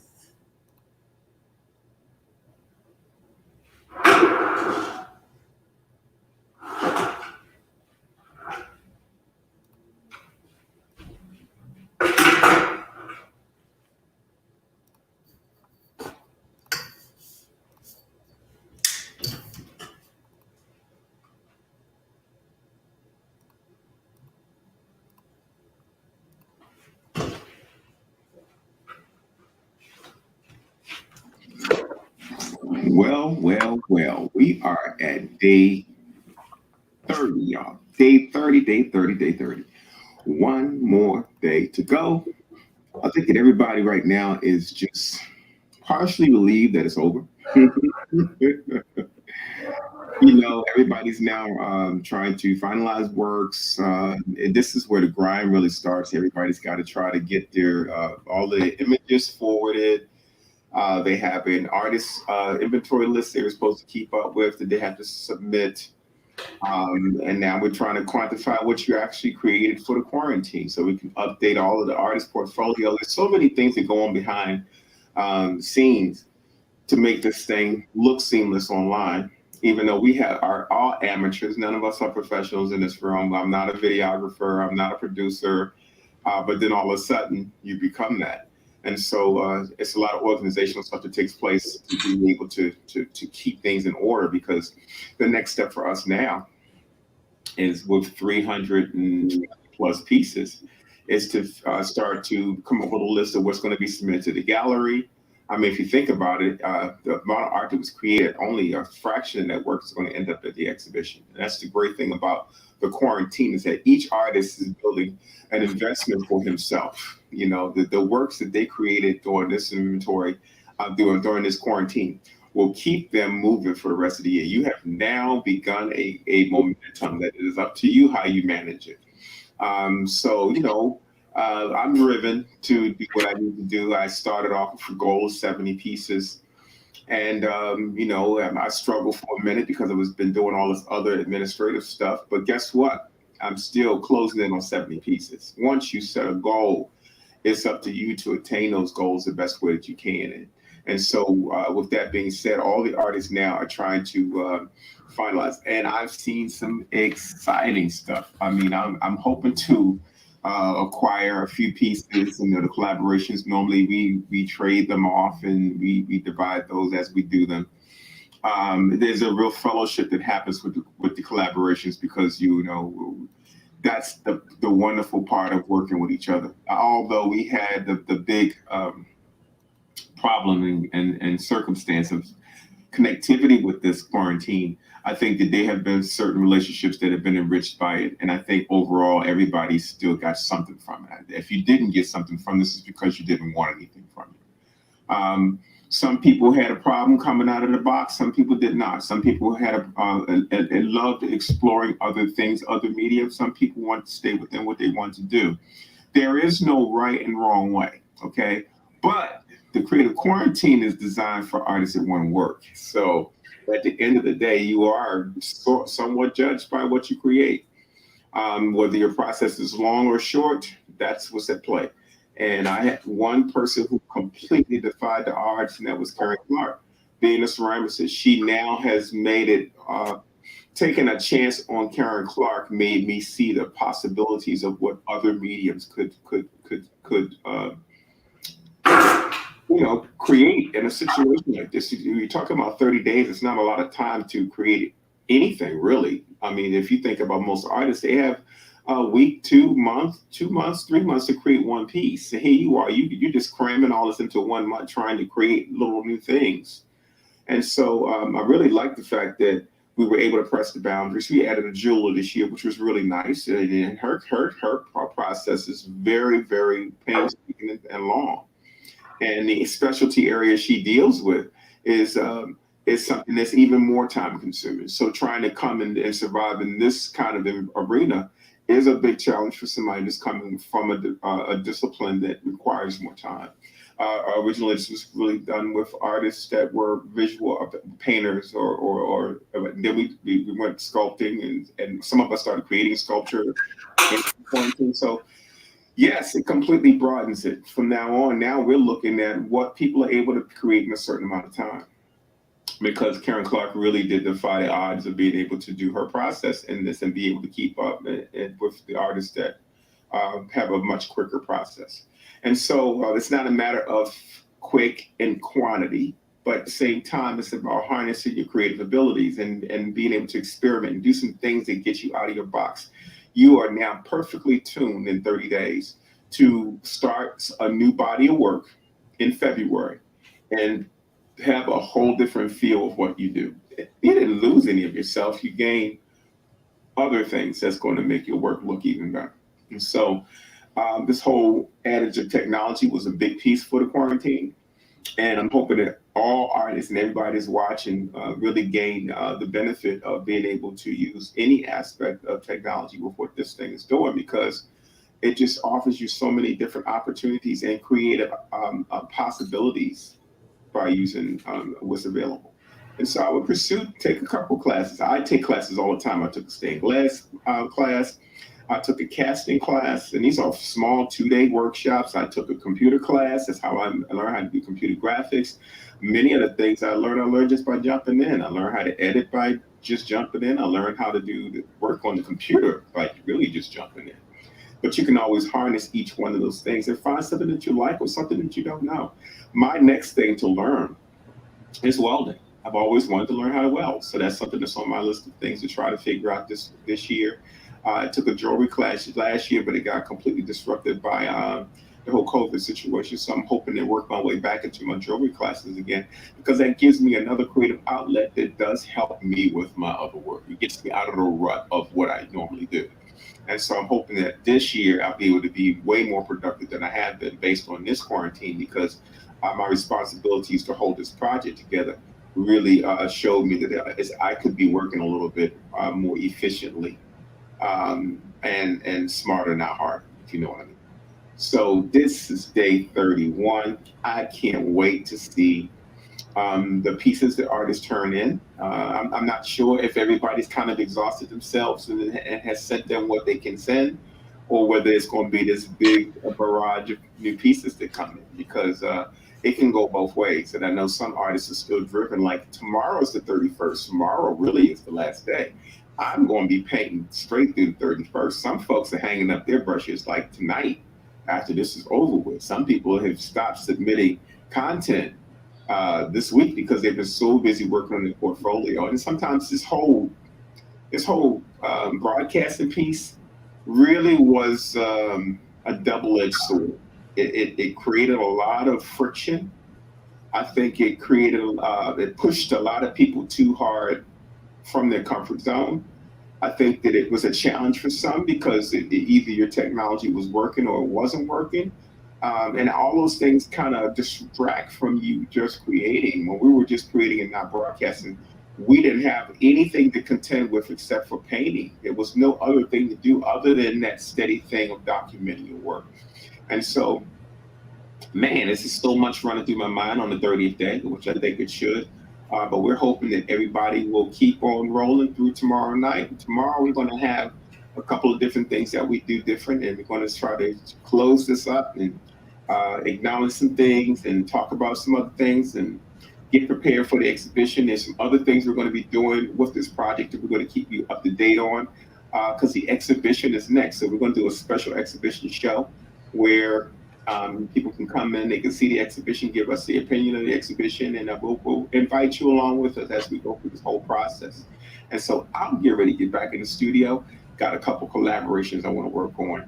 And if you hear something running in the background, it's just me looking at past shows while I paint so that I can see whether we're on the right track with broadcasting or not. So I have all these things happening at one time. And thank you all for trying to keep up.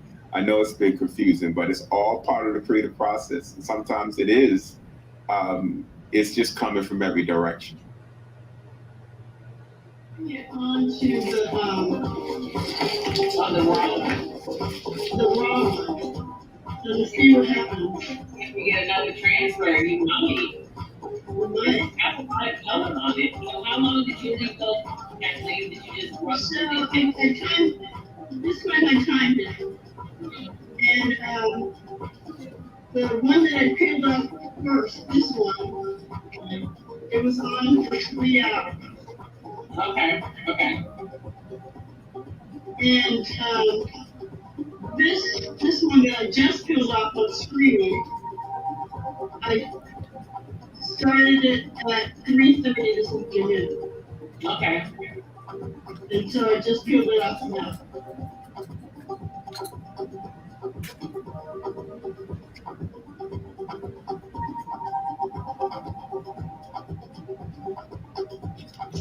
like there might be another transfer on it. It looks like you get more than one.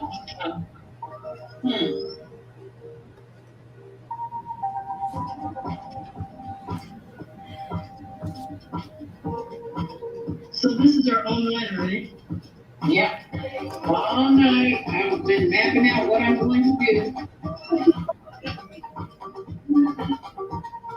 Mapping out the different things I'm going to try to cover. So I can stay busy.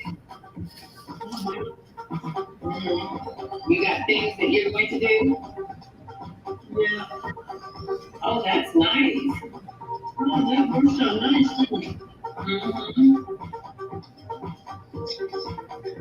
And that was just a few minutes, you see? Right. I was just going to do it. Yeah, it probably would have been even darker if you had left it in there. It might have. That was nice.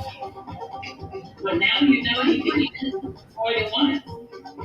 Yeah, so I'm going to use the second one. I'm going to transfer it onto white paper, see? So now it's nice because then you can do more than use it on more than one. Well, with this one, I wonder if it's the intensity of the color on the picture. Well, all of his colors are pretty, right? All his colors are pretty intense. The transfers I've done before haven't produced the same kind of ability. Okay, so I'm going to take some white clay, see what it does. Okay.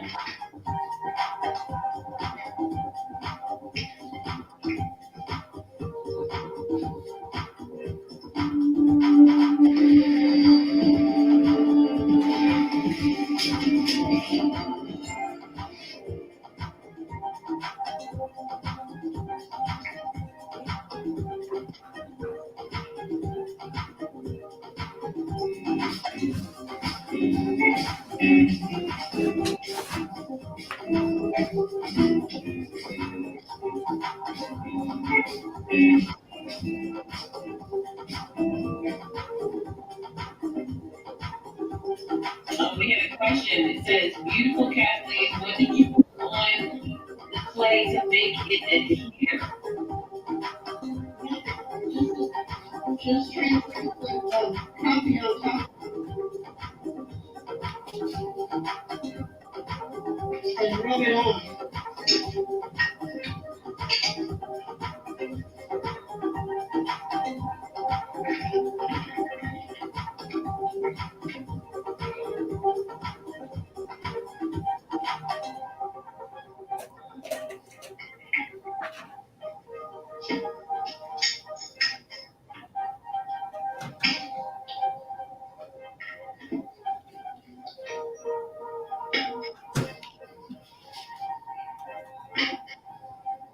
Now, how come you don't make it thicker and just use it as its own as opposed to putting a backing on it?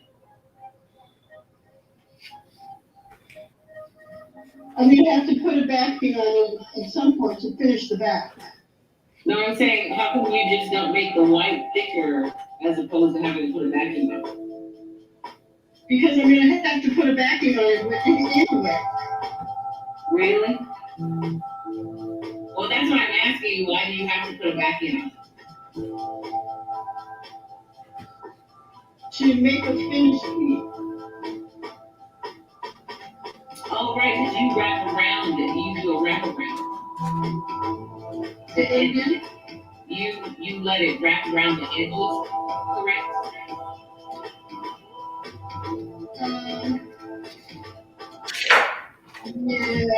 Yes.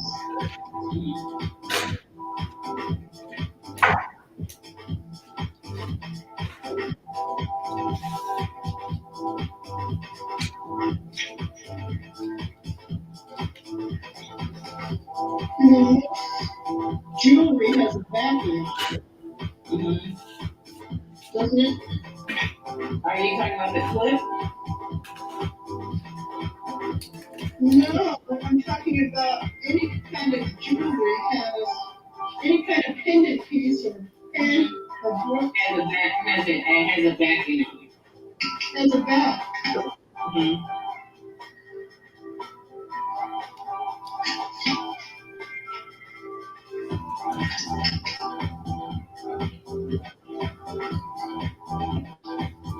Okay. Okay, this is an answer. I just took out.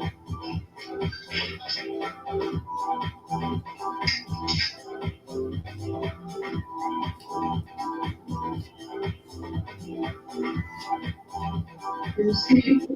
Mhm.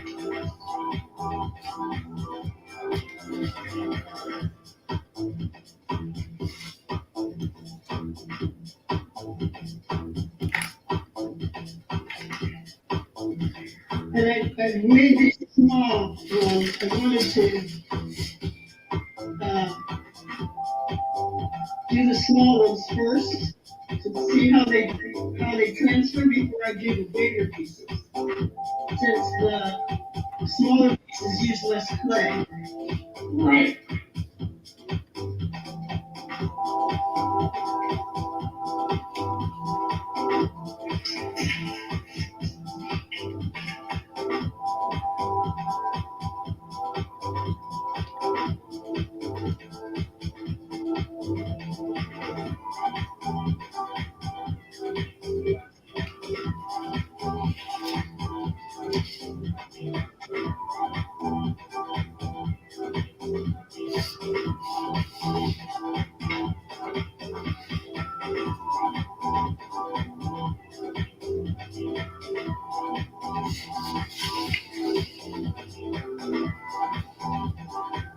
Okay, let's see.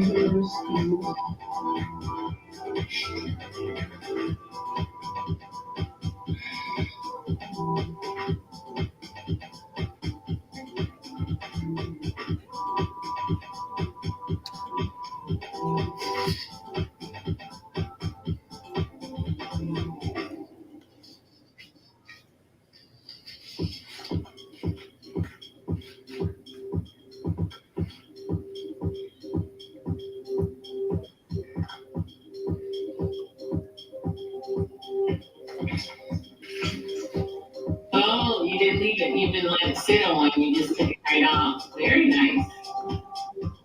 Hey, Louise, Yeah. I found the paintbrushes that I was looking for. Where were they? Sitting in the same cup that I saw them in, but I didn't realize that that was the cup. That's so what you crazy. said. It's like I know I saw those things. They were sitting in the cup. What is it? 2 days later, I find them. I'm like, oh my gosh! If it was a snake, it would have bit me. Well, I think that's what all of us right now. Yeah, I gotta clean up before I start a new part because I don't want it to get contaminated. So that's why I'm cleaning off my table. Look how clean it is. Oh. Clean. I don't think I have anything over here that looks like that right now. Well, yeah, I couldn't put anything on there. I got a small space, so yeah. Okay. Well, I that's all I got a wanted big to say. space. I don't have anywhere to put stuff. Yeah. Yeah. So now I can work. I was rushing. Like I said, the ones that I've done before. I think I'm gonna be taking pictures today. Me too. When we get off the line, I'm gonna take pictures. I'm gonna be taking pictures right now. Yeah, because I can take some pictures here, but I have to pack it up and bring it into the. Oh, right. I have to pack it up and bring it. Hold on for 1 second, Kathleen. I'm talking. I had to bring it into the. I had to pack it and bring it into the house to take the pictures back.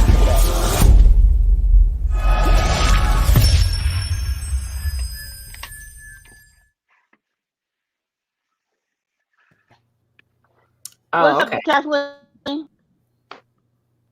So you mentioned that when you put your work into the kiln,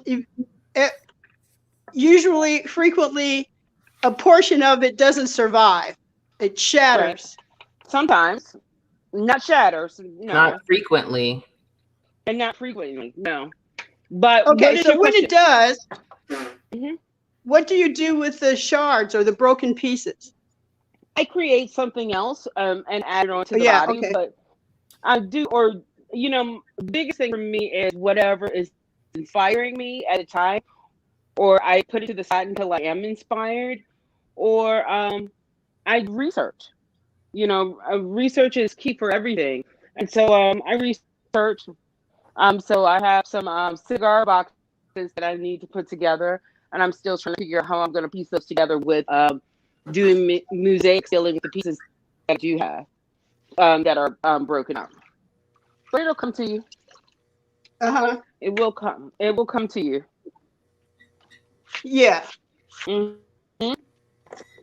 Yes, I just That's- wondered if you used them, if you threw them away, do you give them away, or how you handle that? I use everything. And I just put it away until it's time. Yeah. Mm-hmm. And or if another artist calls me and say, "Hey, can I get some pieces to do some work with them?" I do that as well. So the person that I do my welding with, because I do have someone I'm learning how to weld with. He takes the pieces and helps me put them, case them, my broken pieces and ironwork. So it's been a lot of fun. Yeah. Yep. I bet. Mm-hmm. I have a clay lamp Mm-hmm. that broke. Mm-hmm. And I put it in a bag to throw it out, and I thought, wait, what am I doing? The lamp is still, the lighting is still good, the electrical is still good. It's just this shell that is not. Mm-hmm. So yeah, I'm thinking that would do something. Mm-hmm. I could see you doing your polymer on top of the lamp, or or how it That's can what I'm fuse together. thinking. Let me It would be cool. show it to you. Okay.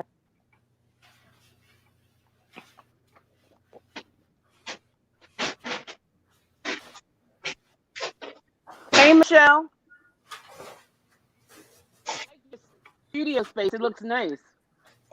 Well, thank you. Sorry, I didn't realize I was on mute. I would try to speak earlier and then realized nobody could hear me. Yeah. I was gonna say your story about the water and the paintbrushes left in the water reminded me.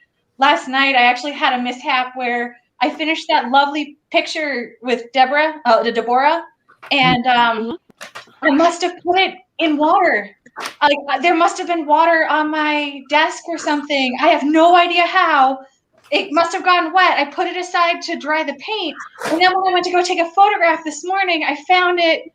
Like it's still displayable. Like if I put it in a frame, no one would know but me. Mm-hmm. Like it has a little bit of buckle where the water had hit the back. Wow. I have no idea how I managed that. Oh, wow. That's okay. I But took pictures so I could send it to Deborah just to explain what happened. But I felt so bad. But it is what happens when you're exhausted, I guess. There you go. Yeah. Kathleen. Yeah. Let me see that lamp again. It's a half of a lamp. Okay, just a minute.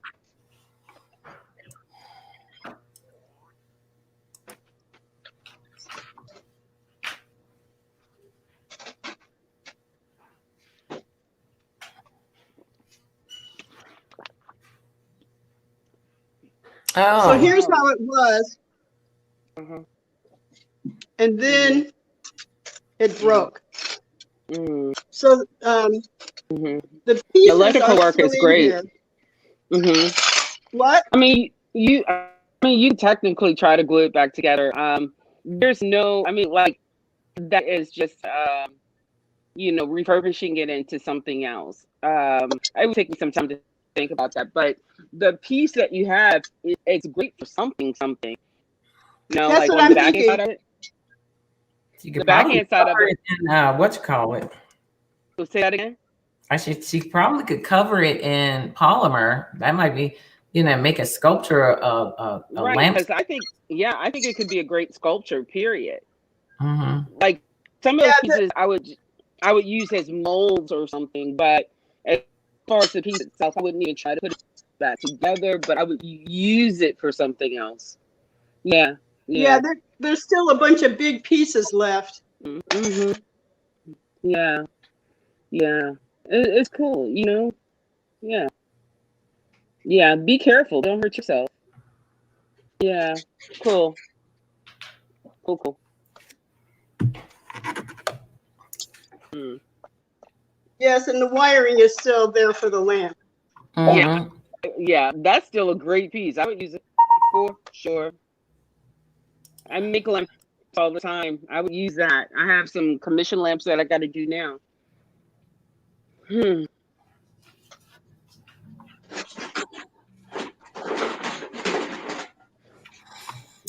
Okay. Louise, Yeah. my tuna fish is good. I'm going. I ate some tuna last night. And I like mine. I You had ate. tuna out of pouch, you said. Huh? You said you had tuna in a pouch. I did. I went downstairs and I took my little pouch out. Look, I went downstairs and I took my little pouch out and then I put a little mayonnaise in it and I just ate it right there. Wow. As a matter of fact, I'm gonna go eat another one. Okay. Even better, I'm going to have some cereal because I'm hungry. Yeah, I know. I do that a lot. I make my lunch before I even come into the studio, my lunch and my breakfast, so I don't have to run back and forth unless I have to. Because I didn't. I'm trying to think if I think I had a banana this morning.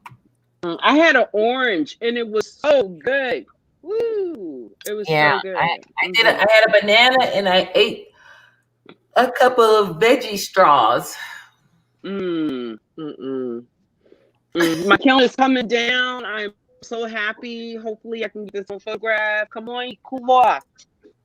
I'm excited about these pieces. I know. I'm trying to see. I want to do a couple of. I just took pictures of the elephant and the giraffe. So I'm trying to get a few pictures done. I have a few other things that I'm going to do. I have this assemblage piece I'm going to work on today. Cool. Because with those little things that I made yesterday, the little round things. Yeah. Yeah. What are you going to do with those? I'm going to show you. I'm going to show you what I'm going to do. Hold on. Let me move my giraffe and my other guy. And elephant. And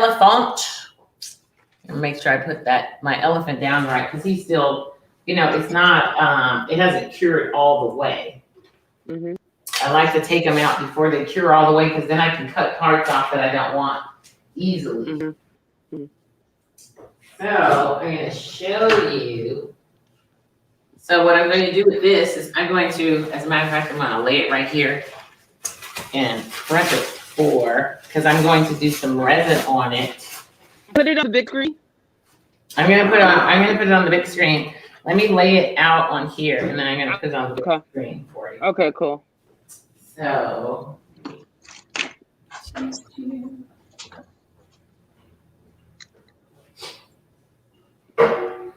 we're supposed to be getting 100% chance of snow tonight and Monday. Monday. That's exciting. Okay. Isn't it supposed to be like 10 inches for you folks? Huh? Isn't it supposed to be a lot?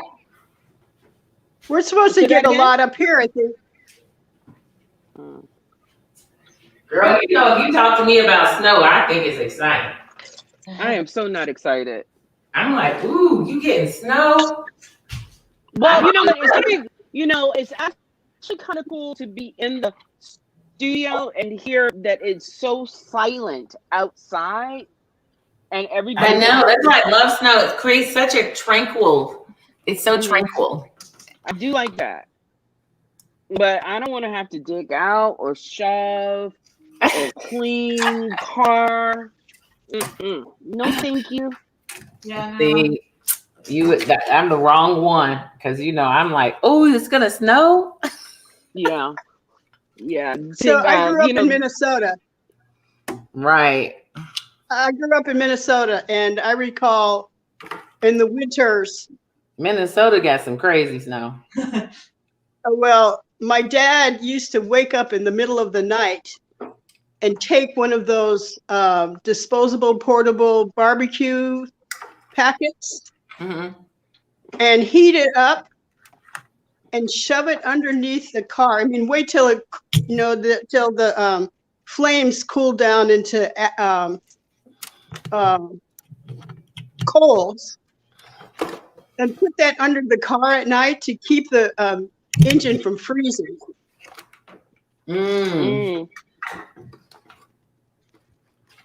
I was recalling the other day incident. One morning, I was on my way to work, catching the bus and transferring from one bus to another. And that morning it was really cold. With a wind factor, it was minus 83 degrees. Oh. So that morning I had on 2 hats, a pair of gloves, and a pair of mittens over the gloves. Now, interestingly, I didn't usually dress that way, but that particular morning I did. And as I was waiting for the second bus, I saw my young cousin walking towards the bus stop. No hat, no gloves. It's minus 83 degrees. And I'm so glad that I had the extra gear, because I gave him one of my hats, the one that looked kind of more masculine. And I gave him my mittens so that he could stay warm for his rest of his journey on his way to school. I mean, my goodness. Very nice. Very nice. Sometimes young people do not wear enough for the weather. I know my child, often I'm dropping him off at school and he has on, it's wintertime, he has on a pullover and a t-shirt. And I'm like, what if you have to catch the bus? What if I don't make it back?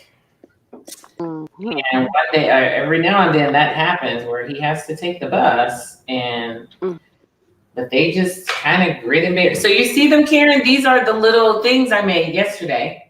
I can't see them on the small screen. Oh, hold on. Let me I'll bring it up. So okay, I see. So these are the little ones. I'm going to resin this whole piece of wood, and then I'm going to put this here. Right. Like that. Okay. So I'm thinking I'm going to add this one and put it like that, and then I'll have these sort of coming out. That's cool. That's cool. It's going to be a nice little piece. And so I was like, but see, look how pretty I'll hold them up. Look how pretty they turned out. Can you see them? They are beautiful. Yeah. Oh, wow. Yeah, those are nice. So and that's what I do. When I have the extra resin, I just pour them into, I have this little mold that I like. And I think I just got it at the thrift store, this right here. This thing. Oh, good. You can drop some in the mail for me. Thanks. And so that's what I do. I throw the, when I have extra resin, I put it in there. Yeah. That's genius.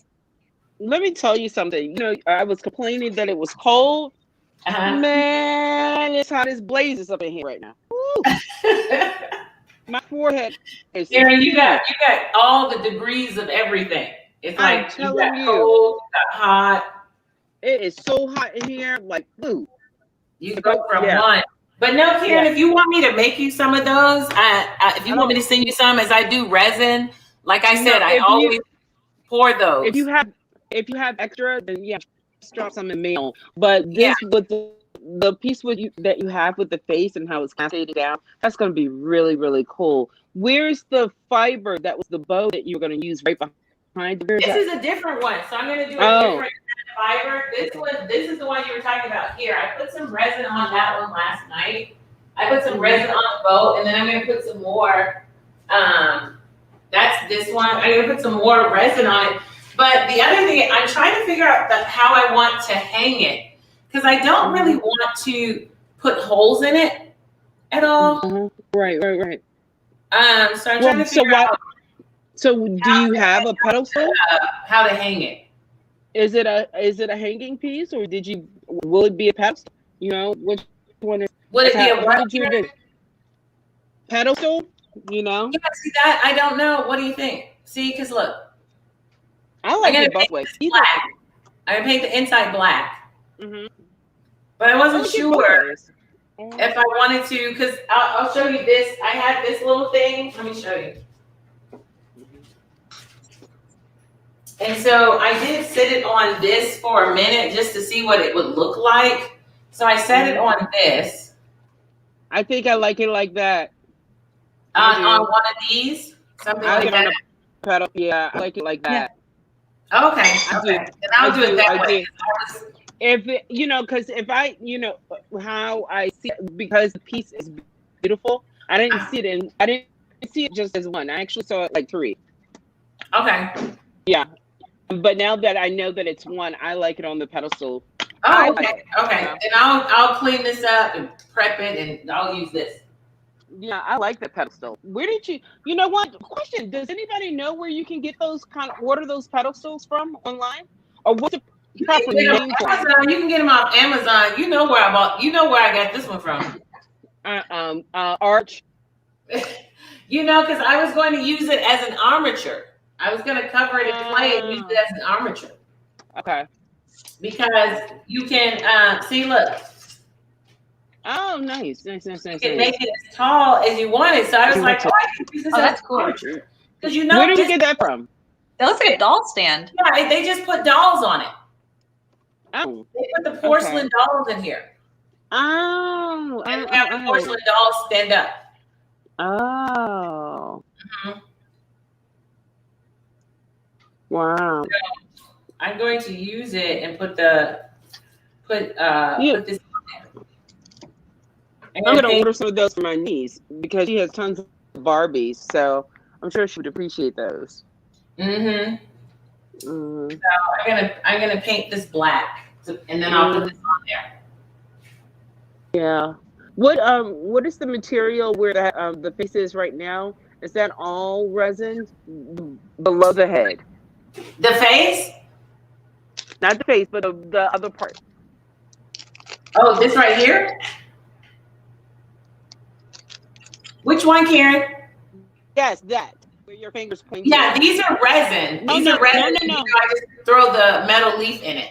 No. I'm talking about the what it's laying on. Oh, that's wood. Oh, okay. That's what I thought. Yeah, that's just a piece of wood, but I'm gonna resin the wood. I'm just gonna use a clear resin on it because I like to show the wood through. Mm-hmm. So I'm gonna use a clear resin on it. And then when I put the resin on, then I'm just gonna sit these in the resin. Mm-hmm. And that's how I'm going to adhere them. That's gonna be really nice. Oh, look, I found a feather. Yeah, that's gonna be really cool. I should be talking while I'm working. It's very simplistic. So yeah. I like the simplicity of it. Yeah. That is really nice. Thank you, Karen. You're welcome, Louise. So that's my assemblage piece. Because LaShawn did an assemblage piece, so he was like, "I got an assemblage piece." I'm like, "Okay, I got one too."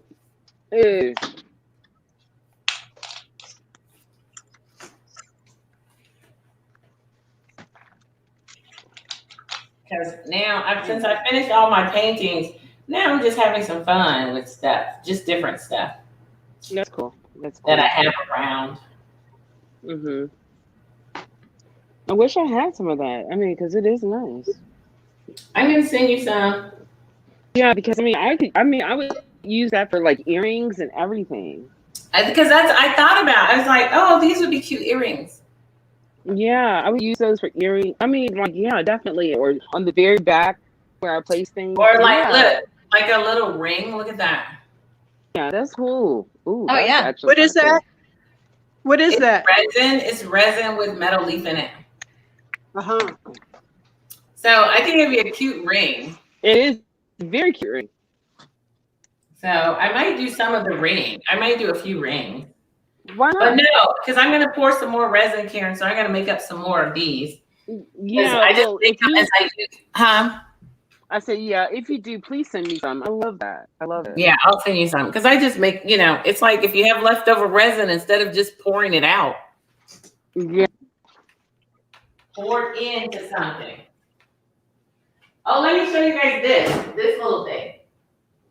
All right, so I pulled this out of my container. This is resin. I was like, man, what can I do with this? Isn't this beautiful? Michelle, you appreciate this. Look at this. That is really cool. This is lovely.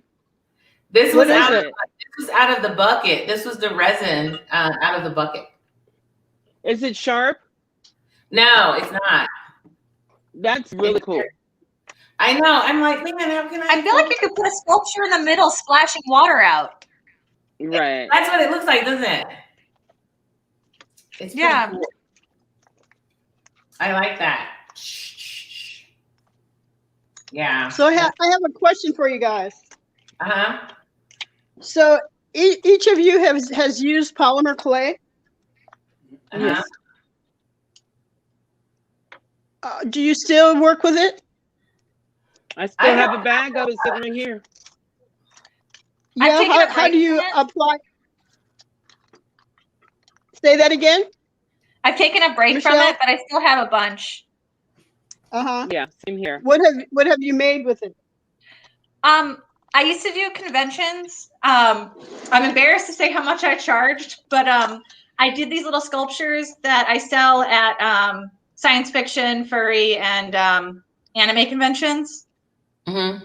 And what I Can do you is put I call them grifts, and they each had a little trading card, and they had genetics, and I would let people breed the sculptures, and there was breeding seasons, and they were mostly based on like wolves and stuff, but they were small, and all of them could be completed. When I was really getting going, I could complete a piece within 20 minutes, but so are you showing it? I don't think I have one with me right now. Let me check my bin. The only reason I asked is the way you were sitting. There's that that piece that's hanging behind your right elbow. And when you were sitting in the chair, it looked like you were holding that up. It looked like it was a small size that you were holding in your hand. Oh, that's your owl piece. That's your owl piece. Yeah, I'm almost done with it. I want to finish it. My goal is to finish this one today. Oh, okay. Let me see. Oh, I'm stuck. Danger of working with texture. I don't know why it's stuck. It got stuck on there. Yeah, this is not a great easel too, so like it likes to come loose. I'm always worried about collapsing, but my good easel has a bigger painting on it right now. Mm-hmm. But okay. I went from going realistic with the owl. I loved the LaShawn pieces so much that I like the colors that you chose. There's a lot more color, yeah. Mm-hmm. I love it. Ooh, you're pretty. Is that the one you put the, stuff on the bottom? Yes, it's got all the owl pellet bones inside the bottom. I'm gonna dry brush them with mica. Oh, okay. Because I have these beautiful mica colors and so that they're highlighted very subtly. Mm-hmm. But I painted them in Payne's gray and I filled in all the cracks and went in with a little brush. Oh. And so when I dry brush them, it should bring them out as texture. Mm-hmm. Mm-hmm. Oh, that should be nice. Yeah. I know. At first I was like, wait, hold on. Can you see me? You have to see my face. When you were like, oh yeah, I'm going, because my husband, we have an owl here. And so we find their little pellets all over. And mm-hmm. So when you were like that, I was in my first look, hold up, can you see me? I'm kind of dark. I was like, same here. I was there too. I was like, okay, I cannot do Michelle today. Can you hear me? Yeah. Okay. I was the same way, Michelle. I was like, I'm sorry. we were like, we cannot do Michelle today. We cannot do Michelle today. I was like, let me tell you, she was just a brave person to just break it apart. I was like, oh yeah. I'm like, did she use gloves? Oh, they're sanitized. We were just like, Karen and I were like, okay, all right. We did. No, these ones are sanitized for educational use. I break them apart with my kidlet and we assemble them. Mm-hmm. It's a great learning activity. Oh yeah. My husband collects. We found one. What was it? Like just right under, because I have, like, if you look out here, this is like the wildlife arena. This is where my computer is right here. Mhm. And I have all of these trees, and Oh. then when I open the window, I'm sitting here and I'm typing, and in the summer there's battles going on out there in those trees that is unbelievable. Unbelievable. Is it the barn owl with their Who Cooked for You All? Mm-hmm. So I have an They sound like owl. I monkeys. have tons of hawks that come out of there. So it's always Hey, Lise, I'm gonna log out and log back in. My camera's not on for some reason. Okay. Oh, that's what I thought. Okay, I thought you had turned it off, but it's not. Okay. It's because it's black. Okay, Karen. Okay. I know. I was wondering why Karen's camera was off. So I thought she was just taking a break. I did too. But if it you know, you would see her image though, and her image isn't on. So I wonder if we're gonna get some music. It's like I wish I had known to like I would have made more like little videos to play with music in the background if I had thought about it earlier. yeah. Well, next time. Mm-hmm. Now I know. Yeah. Okay, so I'm going to work on that piece. I'll work on this assemblage piece since I brought it over here.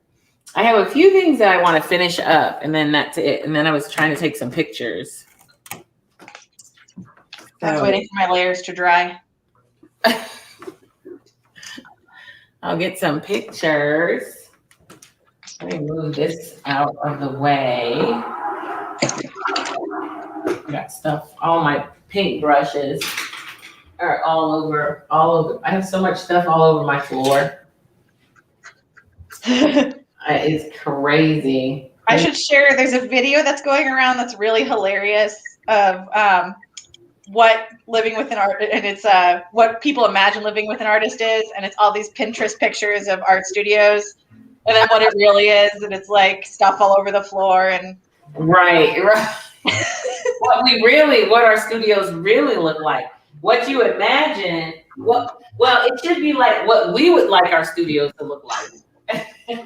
Yeah. And then what our studio really looks like. Mine faces like the moon. It's really trash when I'm working, but then between projects I kind of clean it as a meditative process. Yeah.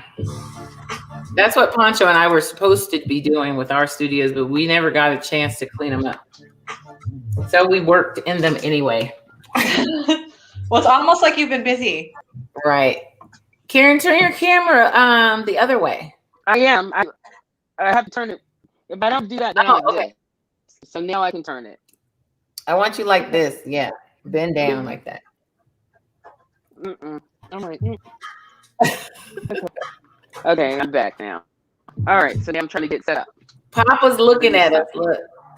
I said, Papa's looking at us. Papa's looking at us? I called him Papa because he shows up like Papa.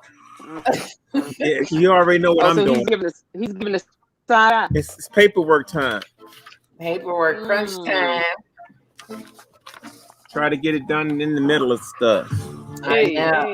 Did you see my assemblage piece, Pancho? No, I didn't. Oh, here it is. You know, like when I have extra resin, I don't throw it out. I have this little circular thing that I pour all of it in. Mm-hmm. So I'm putting so these are the little circles. I make these and I just put metal leaf in them. Oh, that's cool.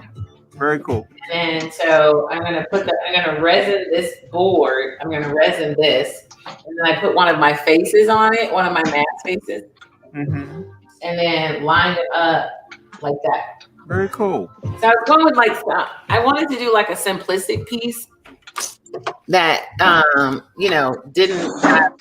wasn't adding a lot to it, and I really wanted to use those. It looks nice. I mean, assemblage can be pretty much whatever you want it to be, you know? That's what I love about it. You just grab two things and put them together. Exactly. I really enjoy doing my few assemblage pieces. Right.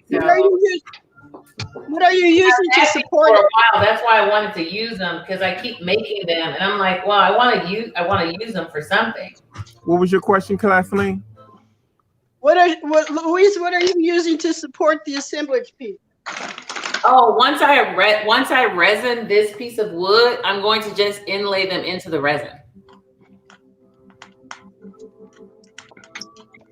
To me, it looked like a wall piece that was supported by a wooden sheet. Oh, okay. Yeah, so I'm gonna just inlay them onto the resin when I do it. Watching some of the pieces made, I definitely want to try doing some polymer clay on top of the aluminum panel and then painting over it as a painting. Oh, that would be interesting. I'd like to see that. Say that again about the polymer clay. Say that again. I really think, like, after seeing some of the pieces other people had done, I really want to take, I've got these aluminum panels. I'm thinking about like doing kind of like a 3-dimensional relief and then painting over it as a painting. Yeah, I have to watch your video when you did the when you adhered the pieces to the aluminum.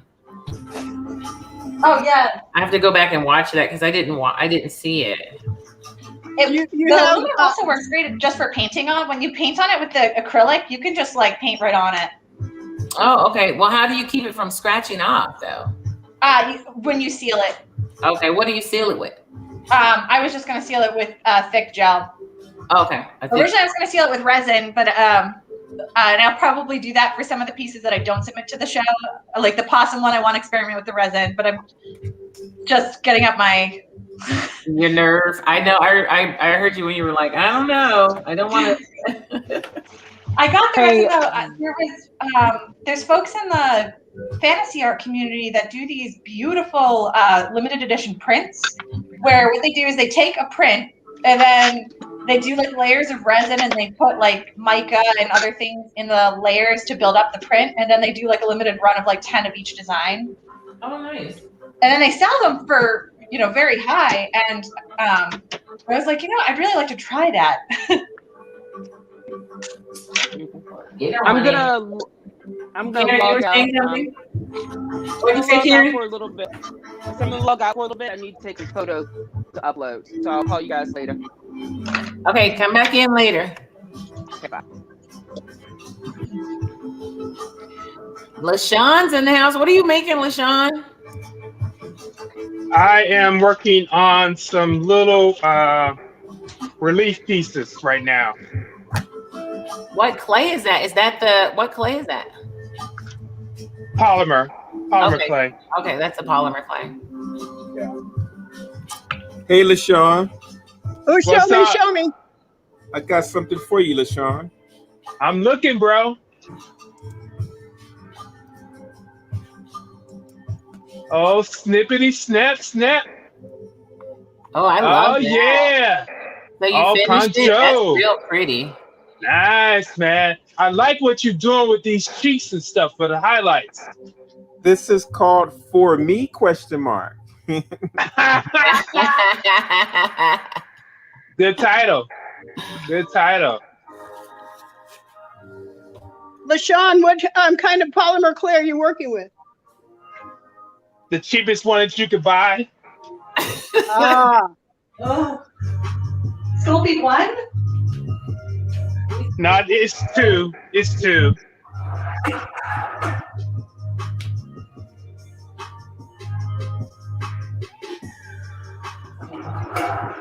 And so I'm a simple man. I'm a simple man. I don't need a lot. What'd you say? Put him on full screen? Okay. Yeah, so I can see what his work looks like. There it is. He hasn't started. He's just shaping it right now. Yeah, I'm just kneading the clay right now.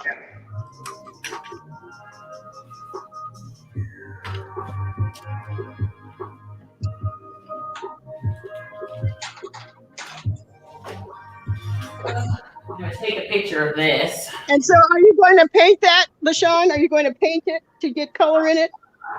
Oh, yeah. What kind of paint do you use? Acrylic. Yep, acrylic paint. I started doing these about almost 20 years ago. Do you have one completed? You have a completed one in your studio? Say what? Oh, I can't hear you. Do What'd you you have say? a complete? Do you have a completed one in your studio? No, I don't.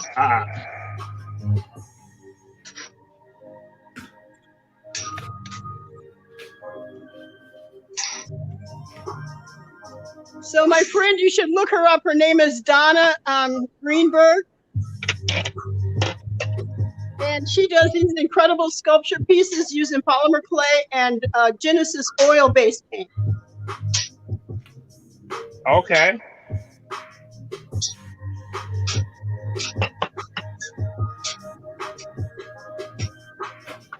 So when thinking to work with paint on polymer for this creative quarantine, I consulted with her about the kind of paint to get. That's what she told me, the Genesis oil-based paint. Cool.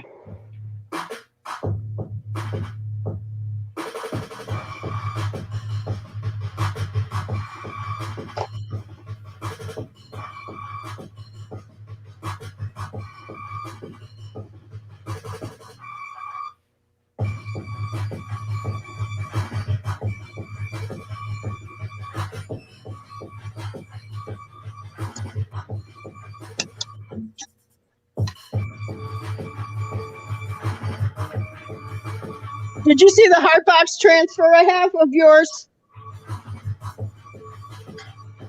When did you show it? I'll show it to you now. I showed it last night. I thought you saw it.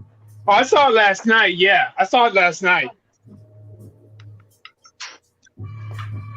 Yeah, so I'm just trying to decide about the surrounds. And I'm thinking that I'm going to paint that cheap, no, not the cheap polymer, but paint some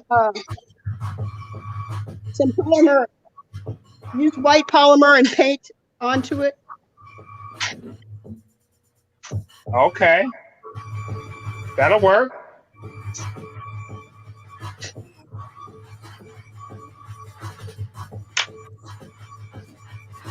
Yeah, and I'm thinking to texture the polymer clay with aluminum foil. Okay. Yeah. Get creative with it.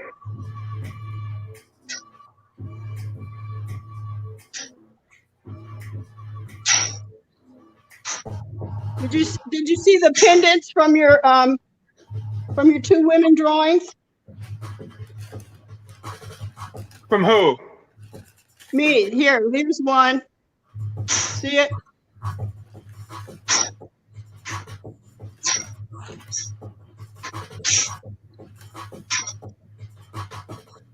Where? Right here. Oh, that's a pendant? Yeah. Okay. Cool. And here's the other one.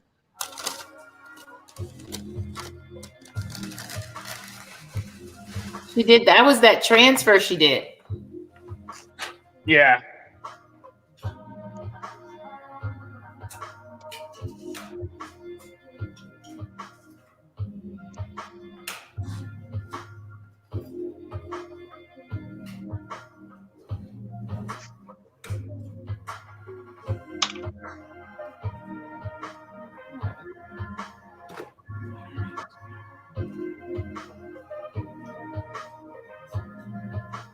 What are you working on, Louise? Oh, I want to get a picture of this piece. It's the lady. The lady in red. My lady in red. Oh, you haven't seen it yet, have you? No. Here, I'll show her. I'm gonna get a picture of it, and then I'm about to glue it or adhere it to the backing. Here it is. Yeah. Can you put it on the big screen? Because I can't see it. Okay, hold on. Okay, so there it is right there.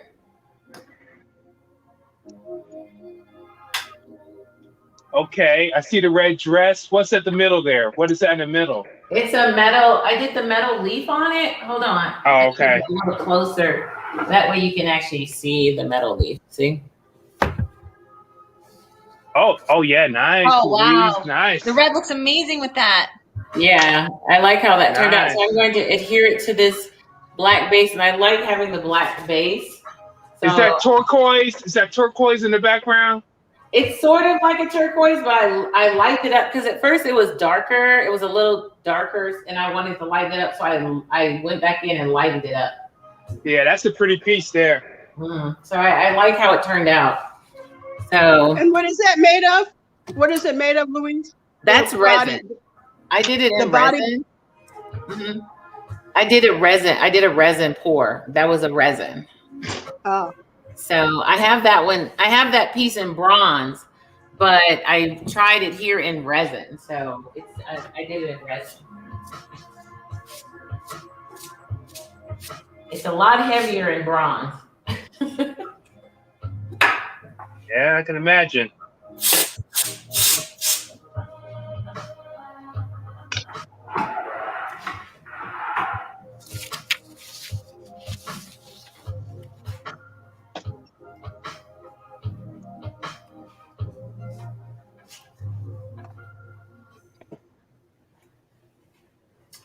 Yeah, I finished that part of it last night. I stayed up late and did the gilding on it and finished that.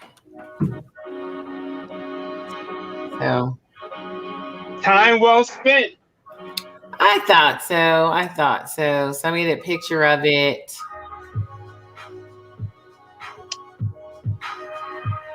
Made a picture of it.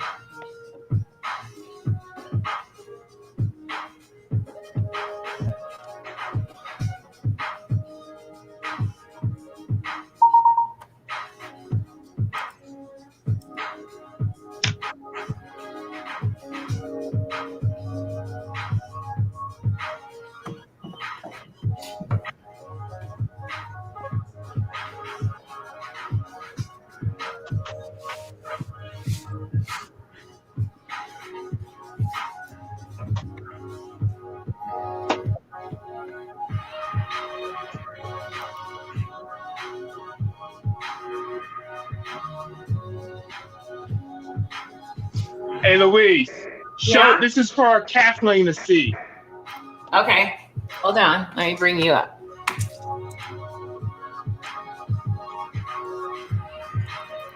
All right, Kathleen. okay. Let me see it. So this is similar to what I'll be doing right here. The that's all fabric right there. Right here is foil, but with the future ones it'll be the polymer. Oh. Where what is will be polymer. The head will be polymer. The head. Yes. Are What you color creating it in polymer? the frame? What They'll did you be say? painted. Like you're painting it while it's in the frame? No, I'll paint it before I frame it. The polymer's not done yet. I haven't finished doing the polymer yet. But that's something similar to what I'll be doing. And you use that same cheap stuff polymer. You use Yeah. that sculpting, The inexpensive polymer. and that's a good polymer for certain things. Yeah, works well for me.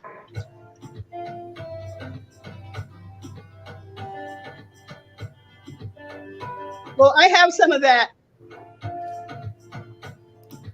Wow. Yeah. I think you've been seeing some of the things that the less expensive polymer can do.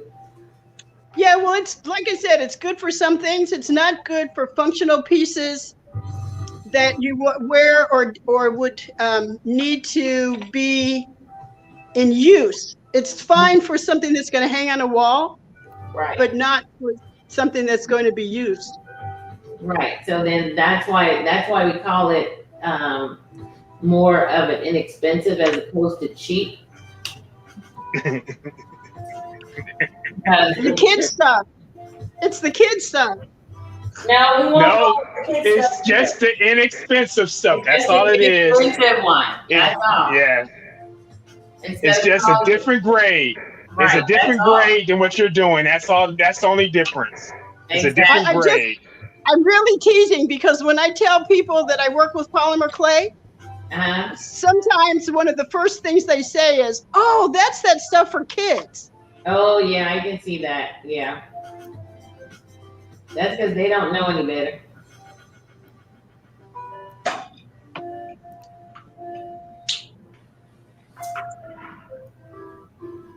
They don't know.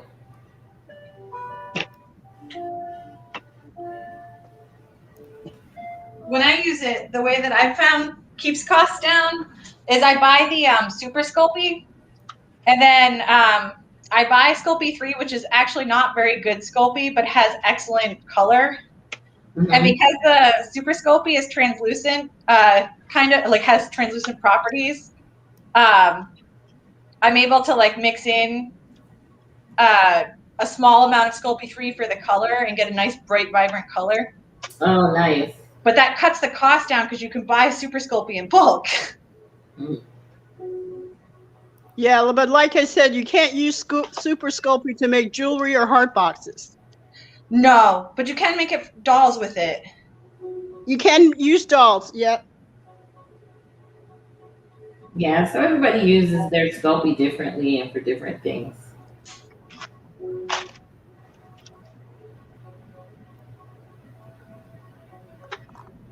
Now, if I was making a pendant, I would definitely go the what's it called, Sculpey Premier. I think it is, or the good Sculpey. That's more expensive. Actually, it would probably be good for female, depending upon the design you were creating. Mm-hmm.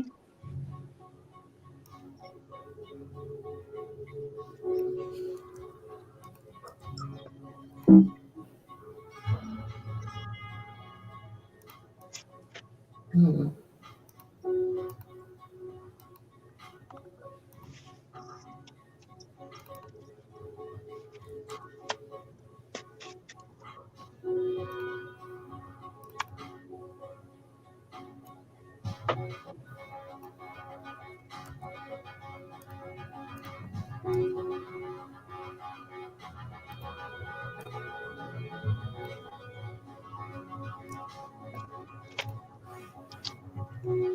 So, Michelle, Mm-hmm.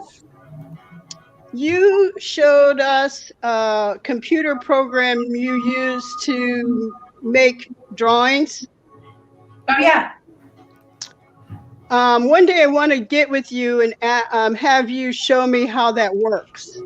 Mm-hmm. Yeah, be happy to.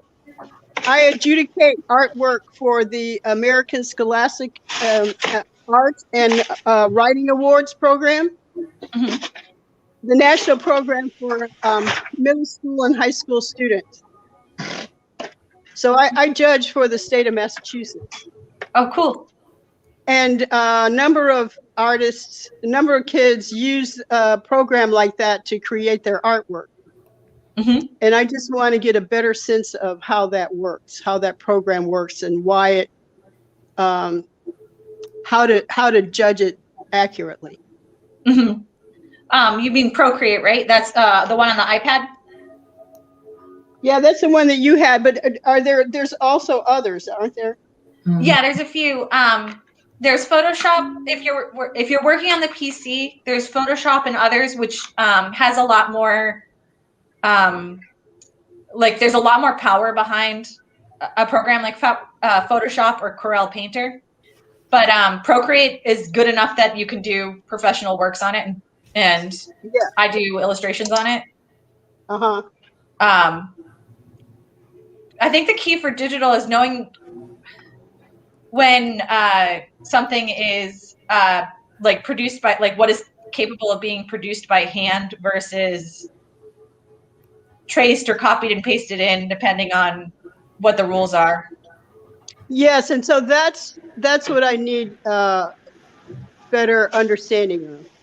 Mm-hmm. Yeah, because like when I do a full digital painting, a lot of people think that digital's much easier, but my digital paintings easily take as long as an acrylic painting does, maybe even more. What I like about it is that there's more flexibility for composition, so my compositions tend to be stronger in digital, because if I mess up, I can move part of it, or I can do it on different layers depending on like how my approach is like to each painting. So it can be just as much work and just as much effort, but there is a little bit more flexibility. But some people do kind of abuse it.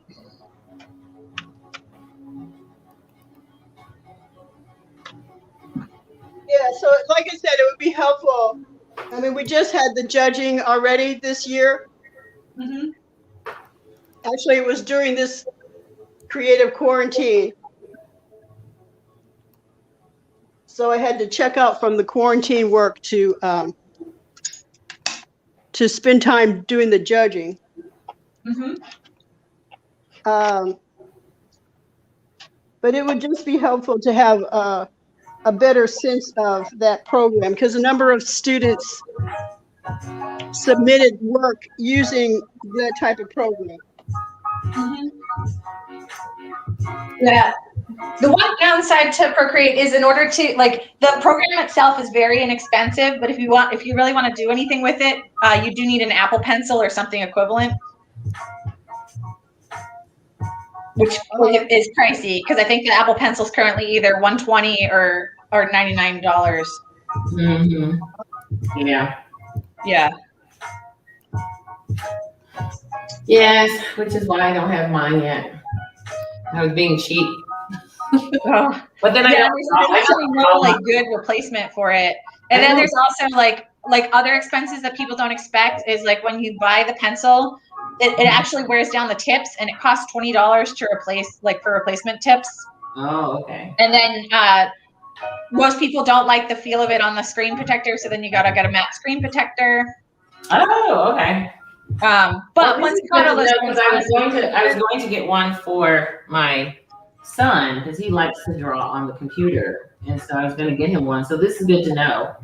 Yeah, I mean, I strongly recommend it anyways, and it's cheaper than buying traditional supplies. I mean, after you make a couple pieces, and like, I've made my money back because I make pieces for places like Spoonflower and Redbubble and Zazzle, especially. Right. And it's much easier to upload straight, like, from the digital program to places like that. Right. So, but that, I mean, it's good to know, because if I decide to get him a pencil, because he uses my iPad all the time to draw. And so I don't do a lot of digital drawing, but he does. And so I'm like, oh, I'll get him one, because he likes doing that. Because he was using those stylus, and he does pretty well with the stylus, but I'm like, I'll get him a. Yeah, it's impressive if he's just using the stylus, because that doesn't have the same pressure sensitivity. Right. And the Apple Pencil's amazing. Like, if you're in a program like Autodesk Sketchbook, which is free, when you tilt the pencil, like, if you're in a pencil and you tilt the pencil, it'll act like you've tilted, a regular pencil. Oh, okay. And so you can shade with it. Like, when I did figure drawings, it was like, it's just a natural leap. It feels like using traditional media. Huh. It's incredible. Guys. Yeah. I want to show y'all something here for you. Yeah, people because I was working. about to ask what you were doing. Look at all those little heads. But what are y'all working? If you're working in clay, what I do is I go to a rubber stamp place, I'll take them. I'll send them an email with the line drawing. I don't know how well that shows. I can see it. Genius. I can see it. 2 images on here. So this is what it looks like in the raw. But then I cut them out into little pieces, the individual ones. And then basically you're just rubber stamping the polymer clay with it. And so this piece of clay right here, all I'm gonna do is put this on here and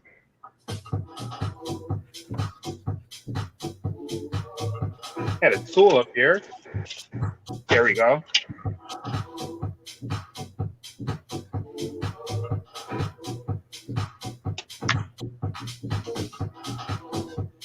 Wow. I know LaShawn knows all the tricks. Thank you for sure. I can already think of 1,000 uses for like. It didn't occur to me to try that. Going to a rubber stamp place with a design. Yeah.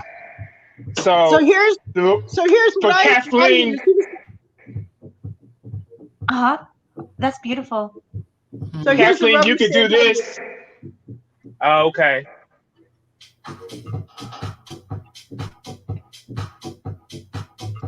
Yeah, here's one of the rubber stamps I use.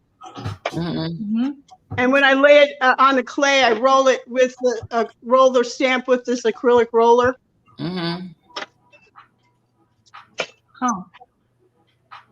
Because I wonder if I could do that with some of my vector designs. Probably. So here's the shard that I'm going to be working on next. And it was part of the lid of the heart box that had already been lined. And so here's the. Oh, I can see it. Yeah. Yeah, that's a nice pattern. So LaShawn, after you stamp it, then what do you do? Once you this is basically what it's gonna look like. I have to go back and do this again because I went through the clay there, or I can just trim that off because it doesn't matter. It could be a random cut on there.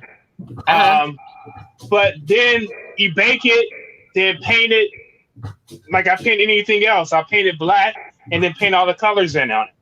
Okay. So and then you put it on a board? Yeah, you can mount it on the board. And you can use those little frames I was telling you about that you get from IKEA. So yeah, I can just trim. Oh, sorry. I can just trim off the parts that I don't want to be in there, and I don't need to be any kind of like particular shape. But that would be a finished product right there as far as the stamp goes. Oh wow! Am I saying it? I like that. Wow. I see it. That's genius. Yeah. So what I have done has all of the tricks of the trade. What I have done with this, once I stamp it, then I can take another clay and lay it over the stamped piece and take a blade and shave off so that the clay sticks into the recesses. Hey, Deborah. And it gives like a carved sense of it. Oh, That reminds me, when I mentioned the working with a Super Sculpey, I totally forgotten that one of the steps that I do that makes it much more workable. Another clay artist had showed me, if you take Super Sculpey and you put it between a bunch of white paper and then you press it for a day, like underneath heavy textbooks, and then you remove the paper, it removes a lot of the excess plasticizer. And that's actually what makes it better to work with. And I do that several times, usually over the course of a week. And then it's wonderful to work with. It's nice and hard and it holds texture.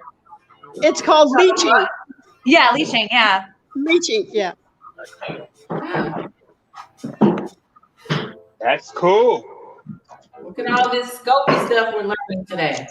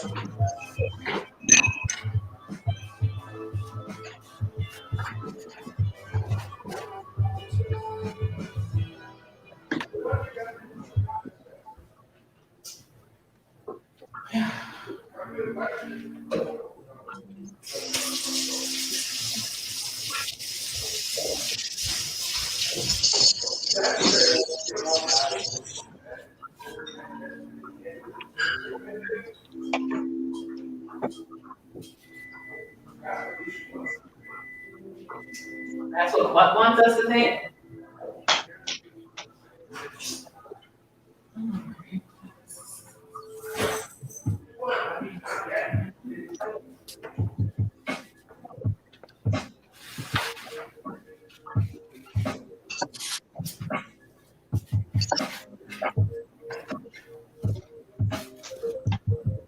Sailor Sean, are you still there? Yeah.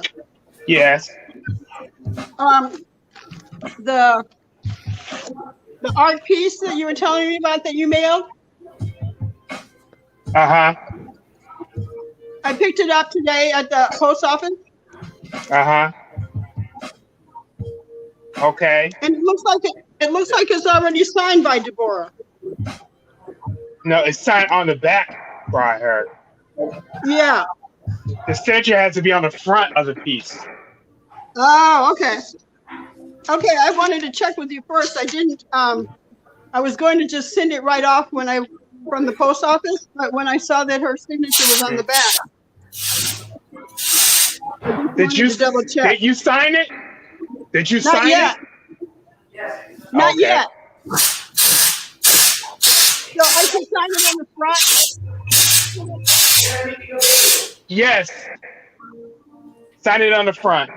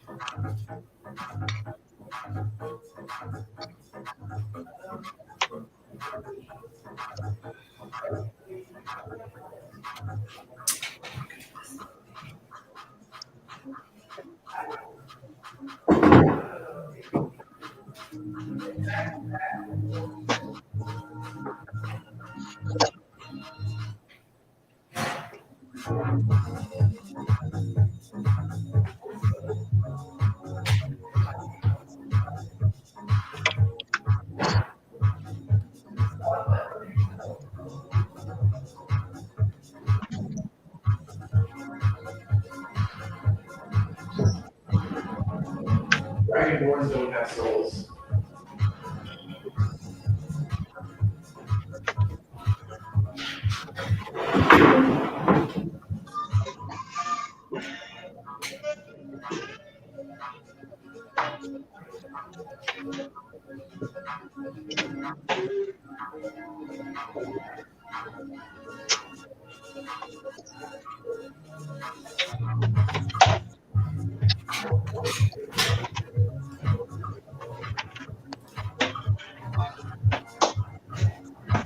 What's up? Are you working? Yeah, working. What's up?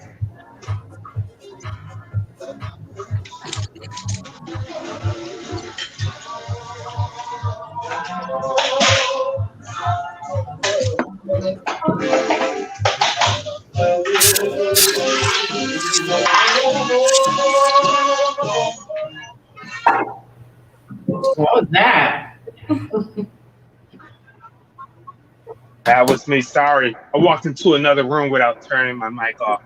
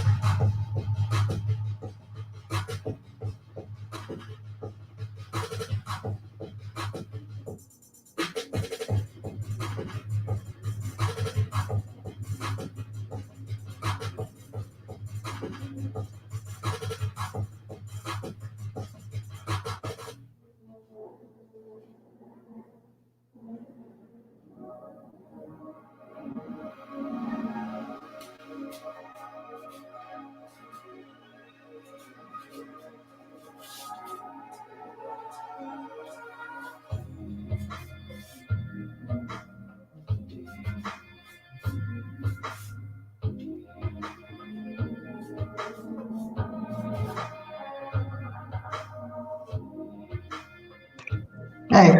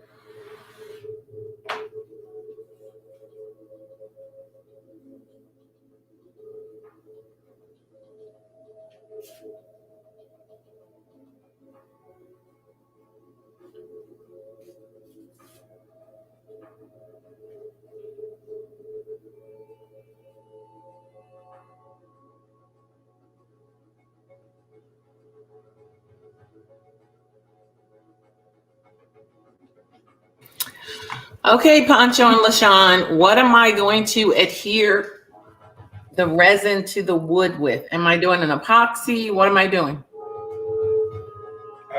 You got Gorilla Glues, epoxy, crazy glue if you want to go on the inexpensive side. We got to stop seeing cheap. Yes, yes. But Gorilla Glue is a good brand. They you can do a lot with Gorilla. Okay, I got some of that. They got this what is it? E6000. I got some of that. That's very good also. Okay. Because I'm about ready to adhere it today. Attach it.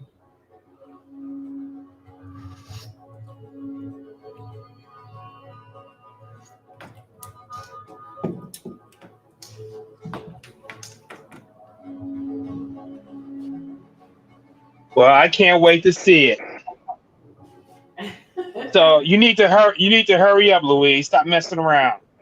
I have to hurry up. I got till tomorrow. No. You got 3 hours.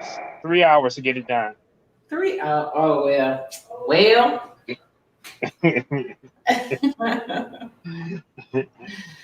Well, I done already put it to the side. I was like, I'm gonna adhere it tonight. Because I'm trying to get I'm taking some pictures of some of this little stuff. I can send this stuff to Poncho.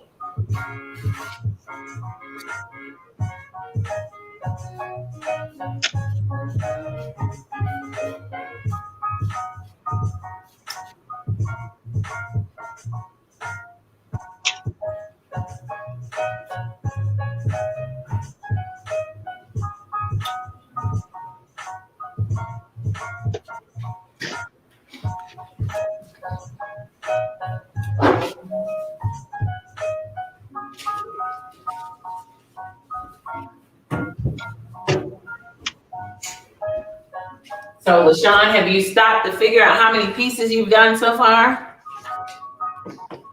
I've done over 56 pieces. Oh, wow. You and Poncho over there in a marathon. Yeah. Well, he pushes me. Seriously? I think it's the other way around. I think you guys push each other. There you go.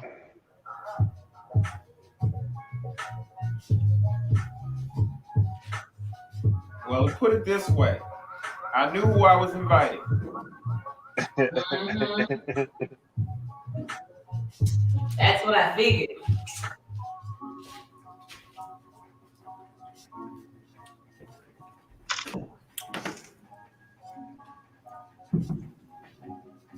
Some of us running around here like a freight train, and you and LaShawn running around like a bullet. Hey, everybody got different speeds, baby. Yeah, that's a fact.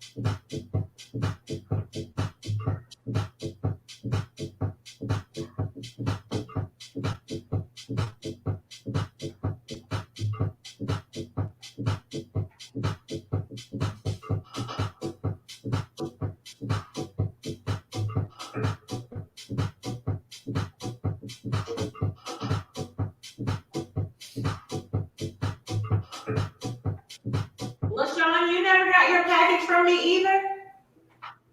No, Louise, I've not gotten your package. Oh, goodness. You know what? I should sue the... I think she's faking us out, man. I think she's faking I us know. out. She figured we would spend a lot of time looking at the mailbox. Hey, I've been spending some time looking at the mailbox It's a too. stall tactic. I've been looking at the mailbox too. Wondering what stuff at. I've spent time looking at the mailbox too.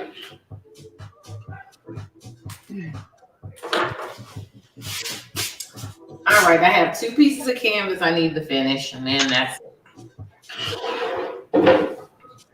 I'm gonna finish this alcohol one because I didn't put the tree on here. Let's see. Let's see where the tree is on there. I put that tree on.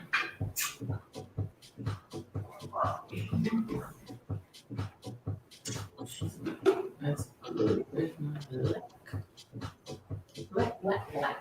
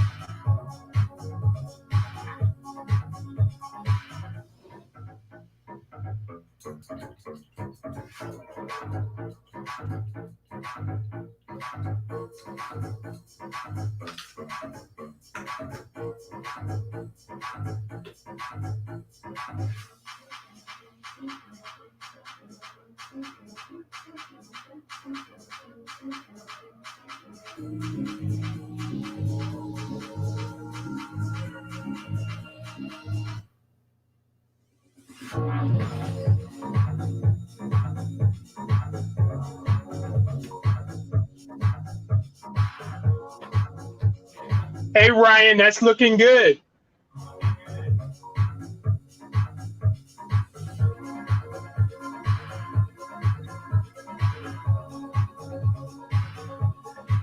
Thank you.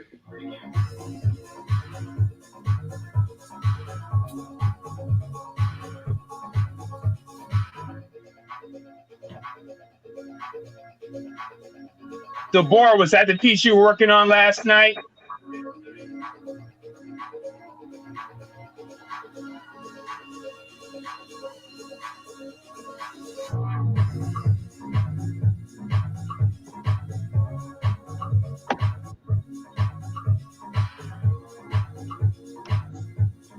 Can you hear me? I can hear you now. Hello? Yeah? Sean? Yes. Okay. No, I'm finishing and never finished. So Oh. the one I was working on last night, I'm gonna work on tonight, but I'm trying to get these unfinished ones out. Oh, okay. Looking good. Thank you. You're looking good also. Well, thank you, ma'am. Thank you. Y'all so polite on a Saturday.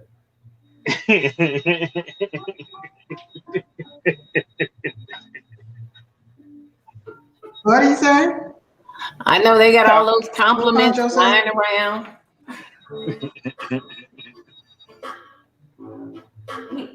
Y'all so nice.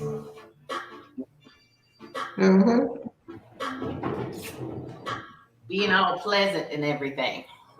Must be a Saturday. All those. It must be the day before finish. Okay. Pleasantries. You know, you certainly are beautiful today. Mm-hmm. LaShawn, you're as striking as ever.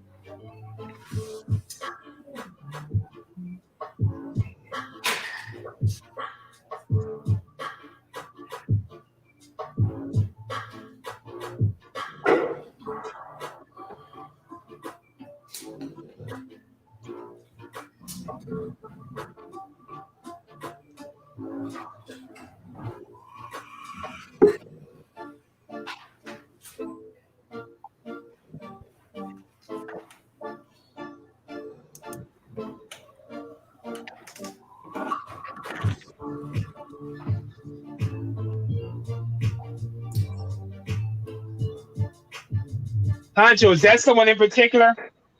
No, no, it's not. Nice.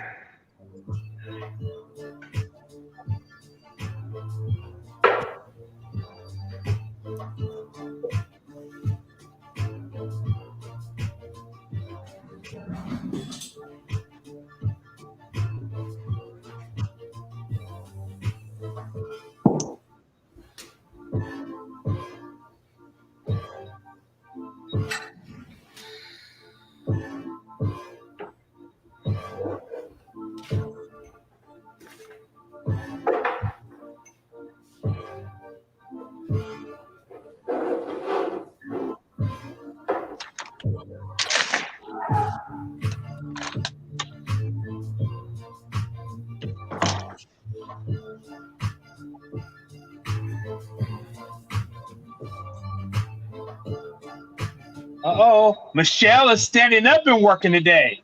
Go ahead, Michelle.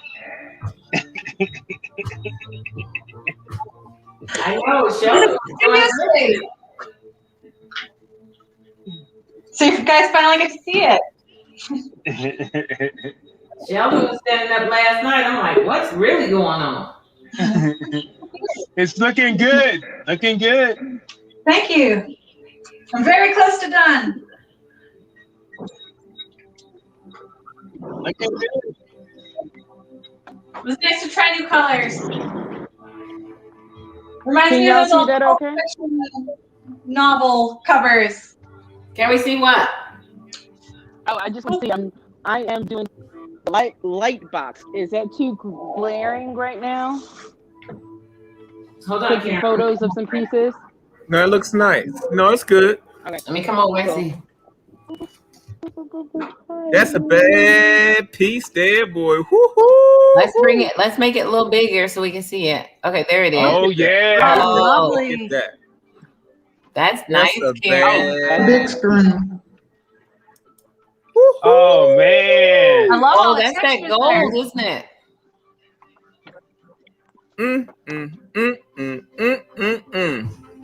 Oh. Hey, Karen. Yeah. Try not to crop your images when you shoot them.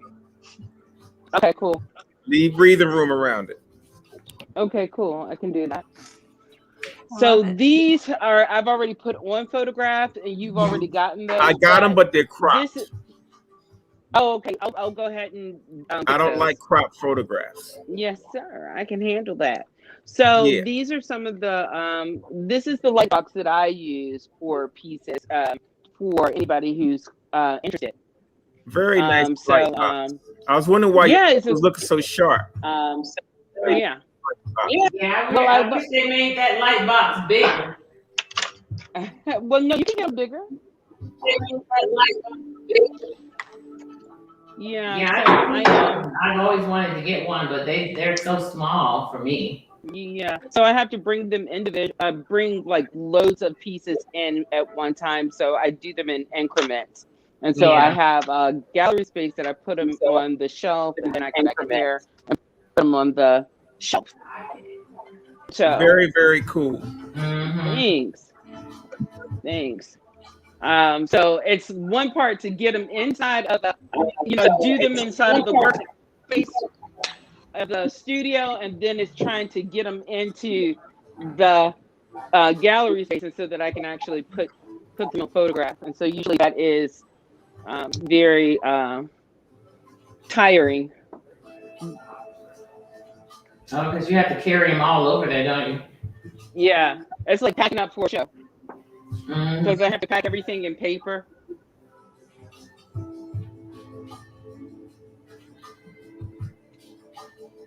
All right. Clear the dust off of it.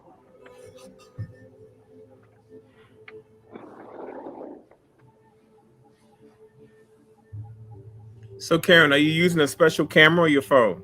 I have a special camera that I invested in, but it's not charged, so I'm using my phone today. Mm-hmm.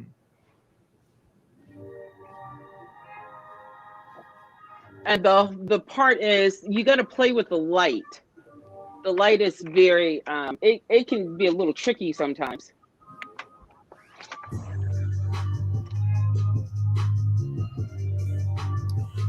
Well, Karen, you are proof that artists no longer can be one thing.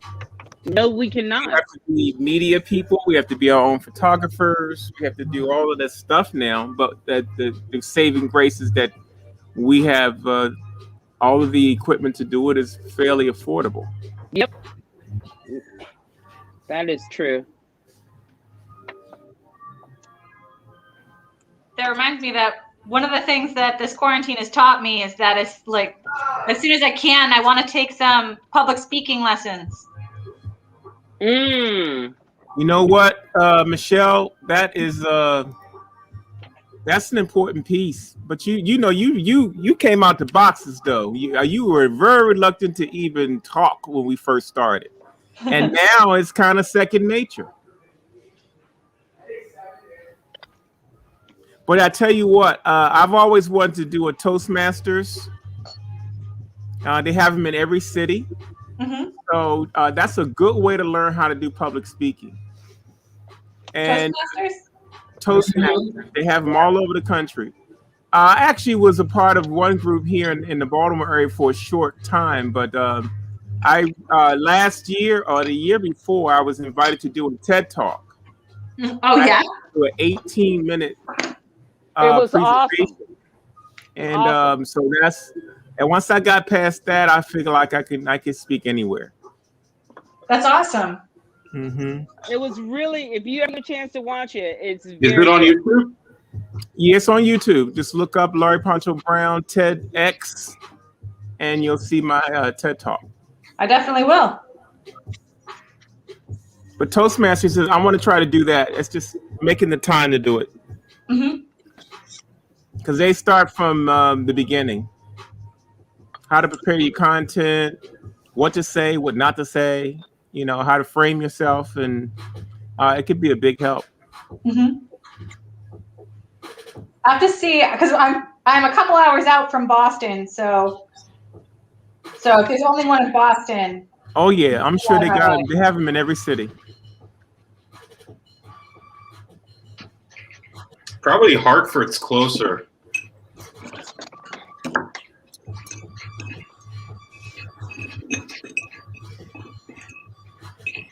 Was that Ryan talking? Thank you for the Yeah. tip. No, I think you're right. I think Hartford is closer than Boston, but they're pretty close. There might even be one in Springfield. Mm-hmm.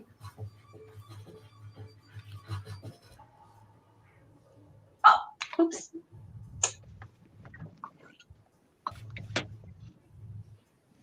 Yep, there's a Springfield Toastmasters Club.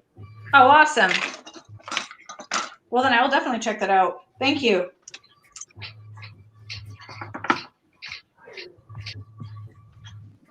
And there's a Greater Hartford Toastmasters Club. Nice. So I tell you, they have them in just about every city. Yeah. And in some of the remote places, you wouldn't think they would have a Toastmasters. There is one. Mm-hmm. Because that's something everybody wants to learn, or a lot of people want to learn how to do that. I wonder if there's one in Amherst because you got the university there, and it's pretty much a city. So I'll have to check that out.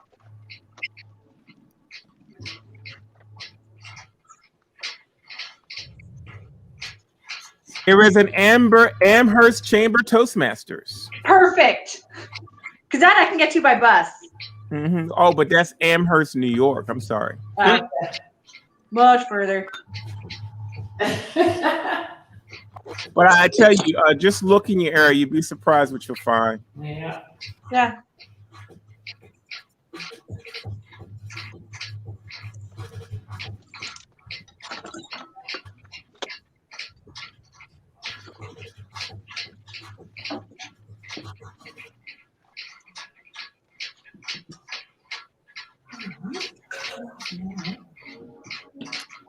There's a Speakeasy Toastmasters that deals with Northampton, Amherst, Hadley, and surrounding towns. That would be me. Speakeasy Toastmasters. Speak Easy Toastmasters. All right. Thank you so much. Michelle is Yeah, because I'm kind of limited to the bus, so because I share a car and all that jazz, and I'm not a good night driver.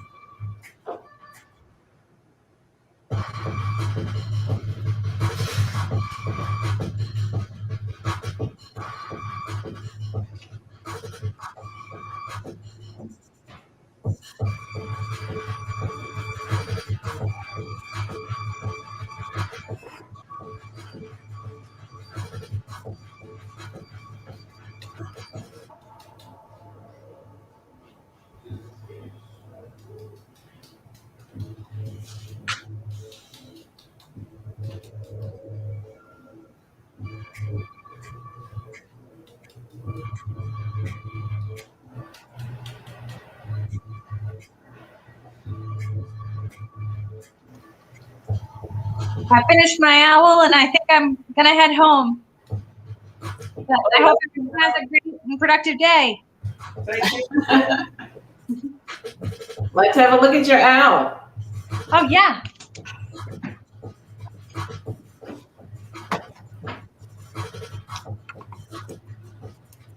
The lighting's getting a little dim in here. Wait. Oh, okay. Very, very nice. Here, Okay. let me see. Oh, I got. There we go. There we go. There's one other thing I changed. The arrangement of outlets in here isn't the best for lighting this space. Oh, okay. Right there, right there. Turn, stop, right there. That's good. Okay, nice. Perfect. Yeah, it's very much like one of those old sci-fi. Here, let me see if I can bounce light off the wall. Maybe that would work. No. It's an old laptop, so I think the camera's just not very good. Yeah, it's just a camera, but yeah, we can see it. It's nice. Thanks. Yeah, I love all the very texture. good. I'm very, very happy I got it done in time. I had too many big canvases that I thought I could finish in time. Oh, you're not by Only yourself. one. You're not by yourself. Yep. You're not. We all had ideas of what we'd finish. Yeah, it's very true. But have a good night. All right, Michelle. Bye-bye.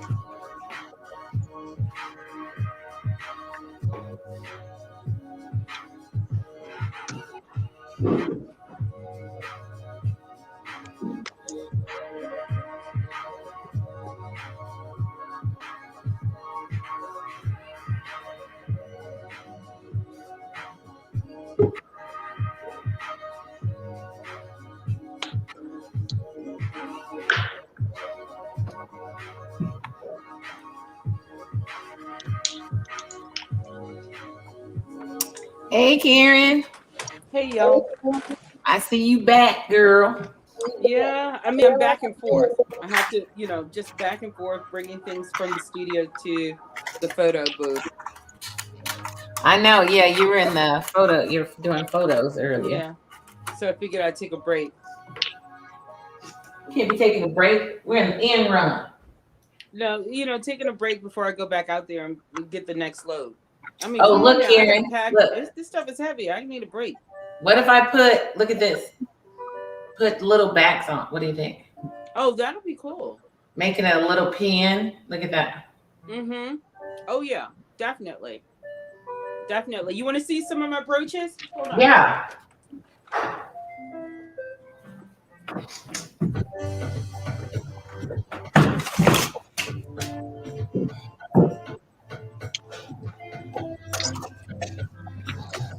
So I got these extra strong magnets. Oh, okay. Either put them on the refrigerator or like your thickest sweater. Mm-hmm. Come over that. Hold on. Let me make you bigger. Oh, Karen, that is so pretty. Thank you. Hold on. Oh, those are so pretty. And did you you put gold in the hair or you just painted it? What did you do? I use a wax and then I put a seal on top of the wax. Oh, okay. That's pretty. And so they're really, you can put them on the refrigerator, but they're strong enough for a thick sweatshirt. Okay, so you do the magnet brooches. Yeah. Not the pin one. Oh, nice. Yeah, the pin ones tear your clothes up. I know. So that's what I do. Oh, I like that. I've done some magnet ones. I always lose the darn magnet. Yeah, you see how strong they are? Yeah, those are the nice ones. Where'd you get those? Amazon.com. Oh, maybe I should put magnets on these. Yeah, probably. These are like I'll have to see you the dimensions, but they are very Send me the link to where you bought those, and then I'll look for smaller ones, like little small ones, but in that same brand. Okay, cool. Yeah, and I use E6000 to do the epoxy on the backside. And everybody's been cool with it. Oh, nice. Yeah, because I'll be honest, I don't use anything with a pen on my clothes. Say that again? I said I don't use anything with a pen on my clothes. Right. Nor I. Oh, I'm learning something new today. What'd you learn?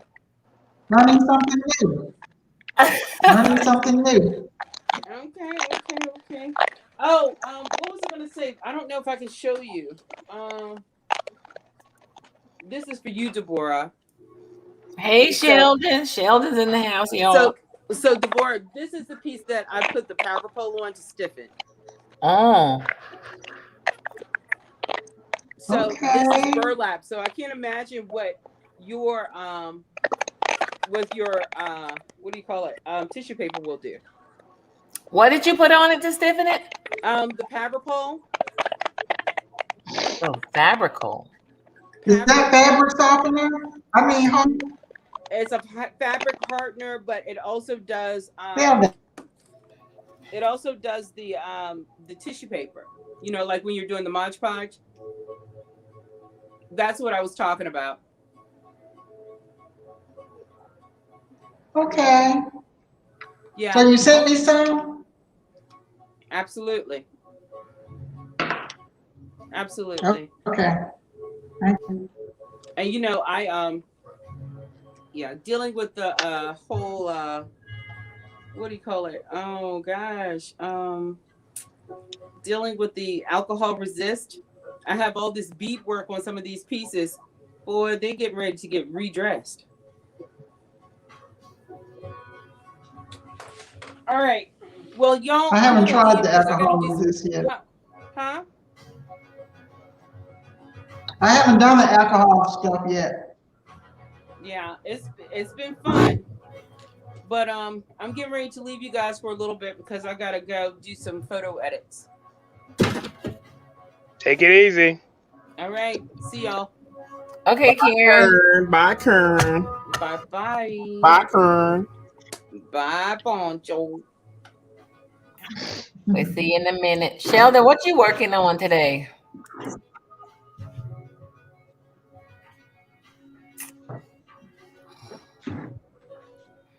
Looks like Sheldon over there doing some assemblage. Oh, is that a clock, Sheldon? Sheldon. Is that what are you working? Is that a clock? Oh, It's let me something put you back. I started at the beginning, Oh, okay. and yeah, this was like back in day 2. Oh, right. Your lamps. Okay, nice. Okay. Yeah, this was when we were talking about time zones and whatnot, Mm-hmm. and this is the painting that goes with it. Oh, okay. But it's also a Cool. clock. So, okay. So you did paintings for each of the lamps. Yeah. Oh, okay. Nice. Yeah. And then this one I'm turning into a clock. Mm-hmm. Cool.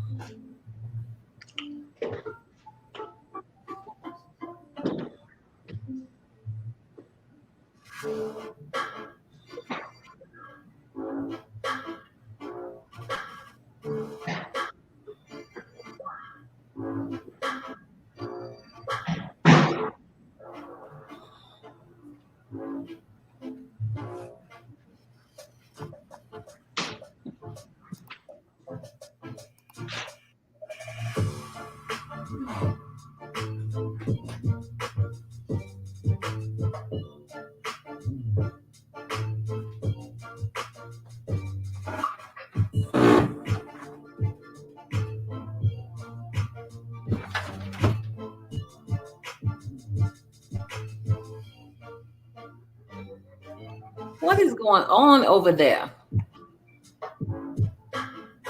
Sounds like some drilling and all that kind of stuff. Is that you, Poncho?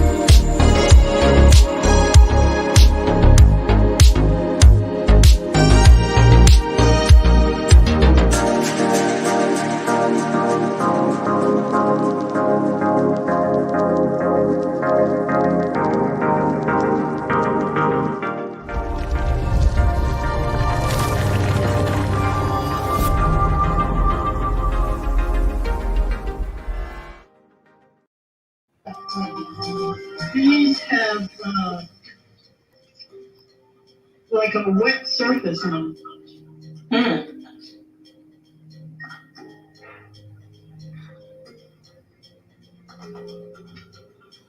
Which is, like I said, which is different than the other ones that I've done.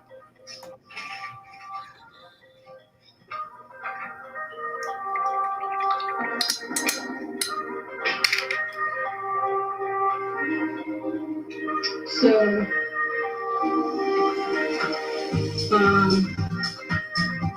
like I said, usually I put the backing on first and then I cure it. Because that would give me the shape. But I hesitate to touch this because it's wet. Like I have touched this a couple of times and my fingerprints are wet.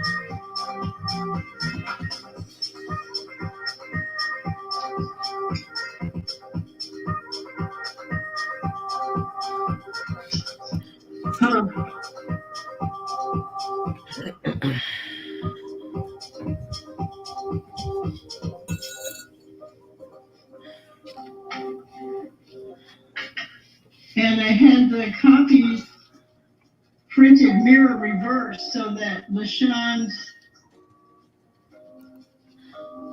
signature shows up in the right order.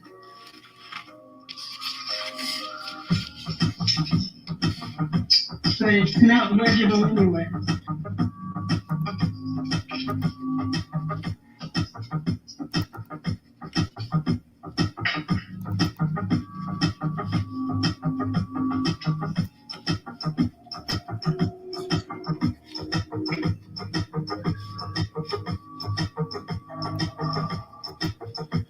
Okay, so I'm going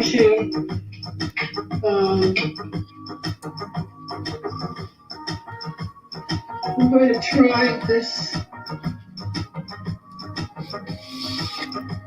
second one, the copy of the copy. I'm going to see how I can put it into this back end.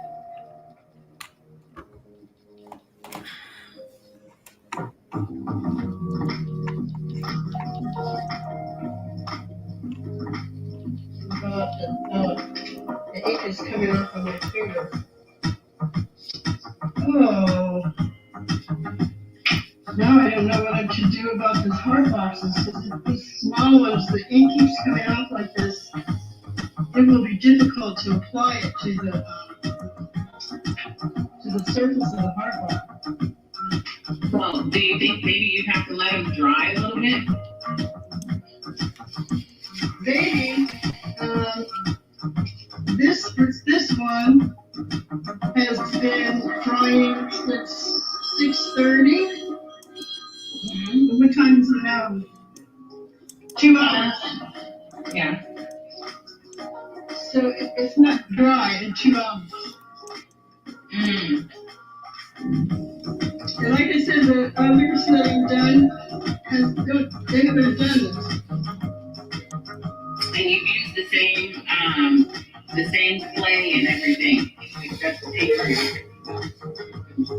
And yeah, even the paper, it's just regular copy paper. Mm-hmm.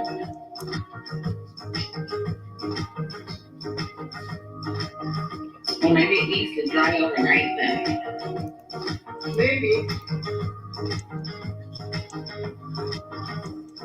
Maybe, we'll see. We'll let it dry overnight.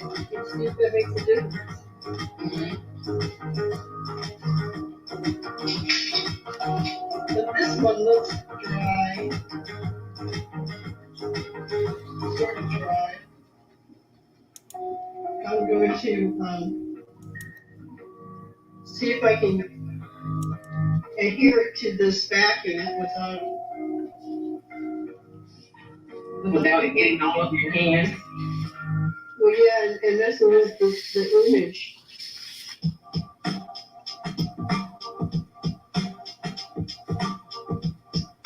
So I'm going to use the super translucent. Actually, maybe I should use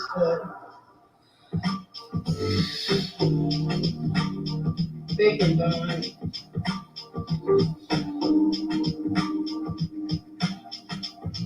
Since the bacon dye will be more like glue.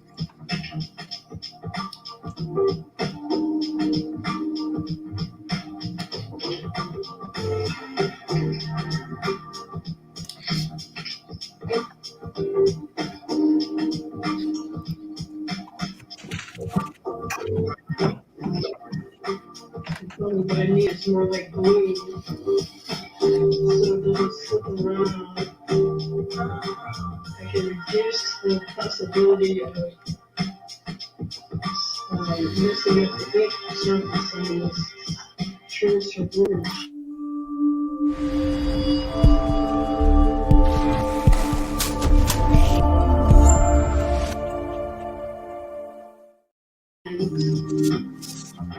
And not have this issue.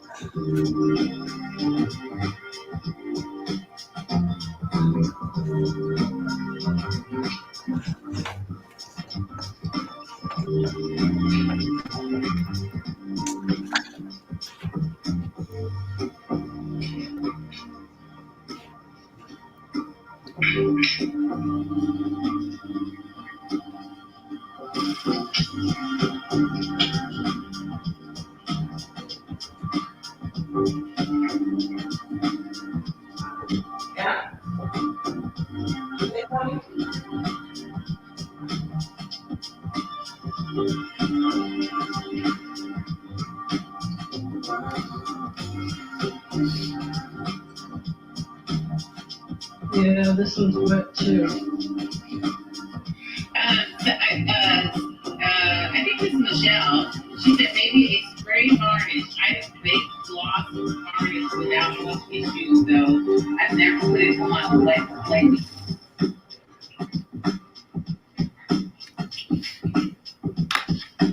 Did you hear that, Kathleen? Something about varnish?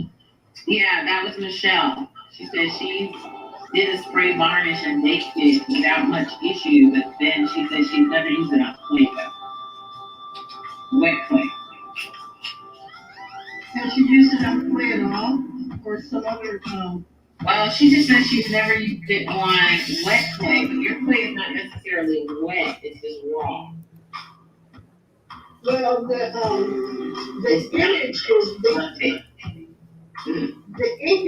ink is wet. Right.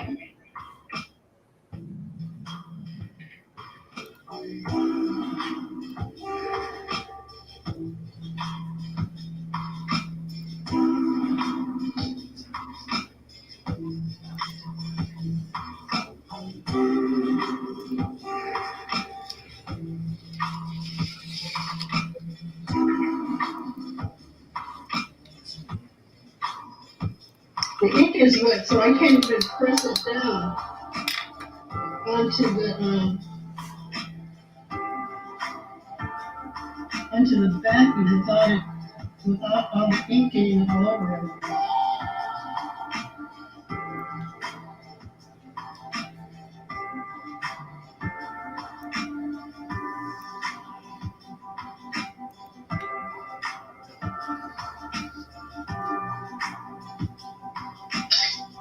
Because even this, when I just tapped the edge, I don't know if you can see, but my fingerprint got onto this side. You usually have gloves on though.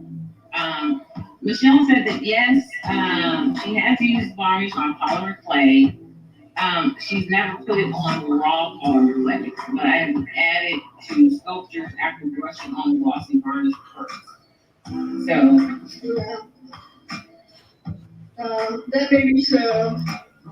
I'm not going to do that right now because that would probably not be helpful. And I know some people use varnish, or they also use epoxy and or resin. I tend to not use those things on my work. I would say let it dry overnight and see what happens. Well, I'll let the other ones dry overnight. I think I'm just going to fire this one right now and see what happens. Oh yeah, we can see what happens. Yeah, let's see what happens. Yes.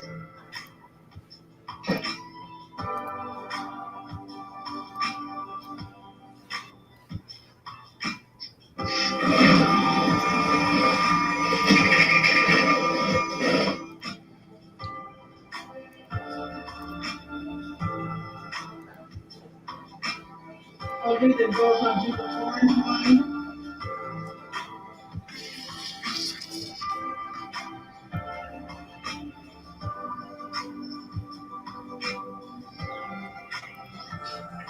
Well, since my oven wasn't on, I have to let it heat up.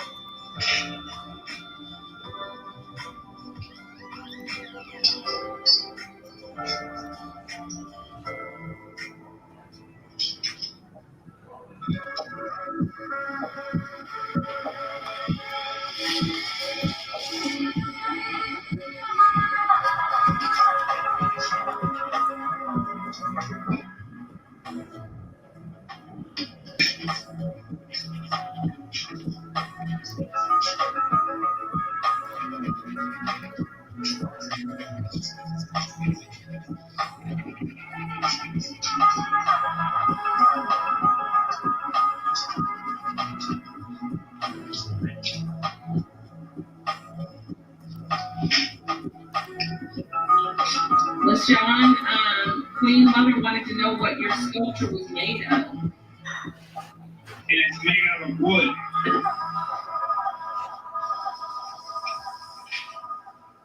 Did you hear me? Okay.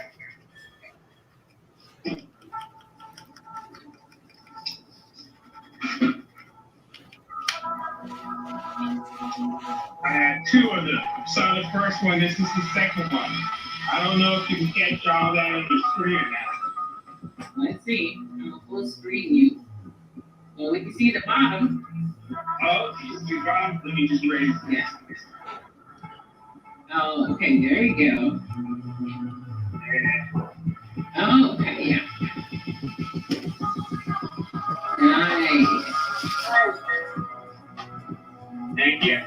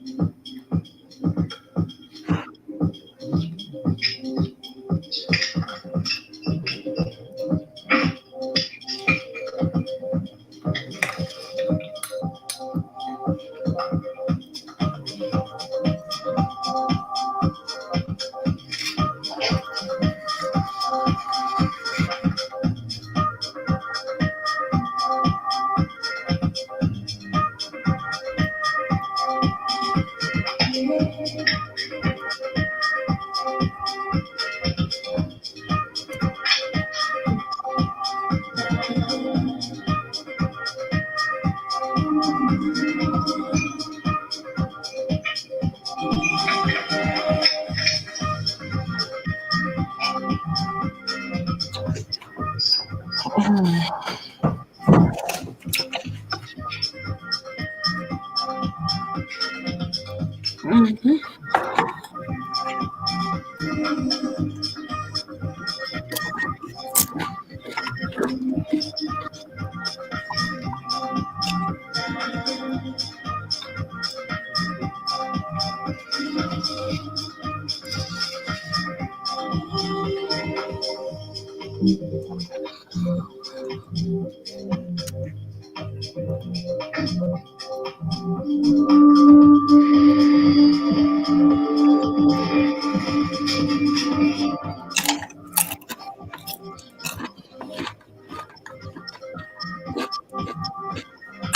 We are on day 27, people.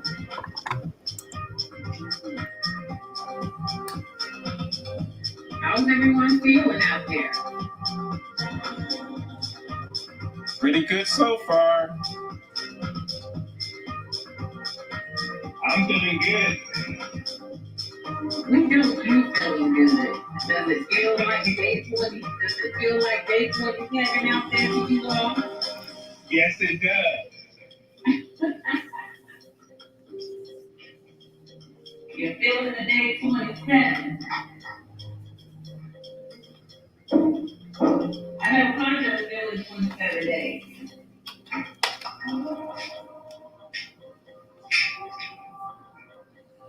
By watching videos. Day 27.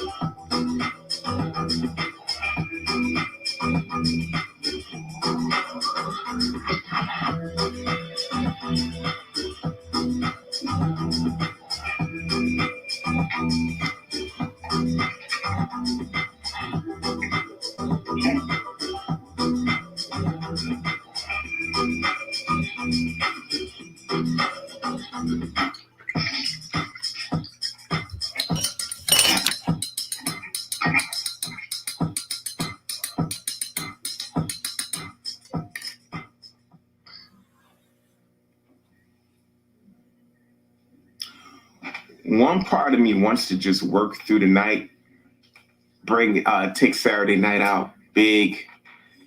And I think I might do that. I think tonight, day 30, I'm going to just stay here late and just finish up as much as I can finish up. And tomorrow, I'll be doing the same thing while the show's going on. It's going to be a challenge to do the show and work at the same time. But I'm going to, at the end of the show, I'm going to be working to 12 midnight, and I will stop at 12 midnight tomorrow. So, yeah, I got a lot on my plate. I still got goals of things I want to try to achieve. There's a couple of pieces I want to at least lay a little bit of groundwork on. So that's my goal, is to go ahead and do that, get those things prepared. And tomorrow, man, tomorrow's going to be an organic day of surprises. So I'm just looking forward to seeing the culmination of this project coming to an end.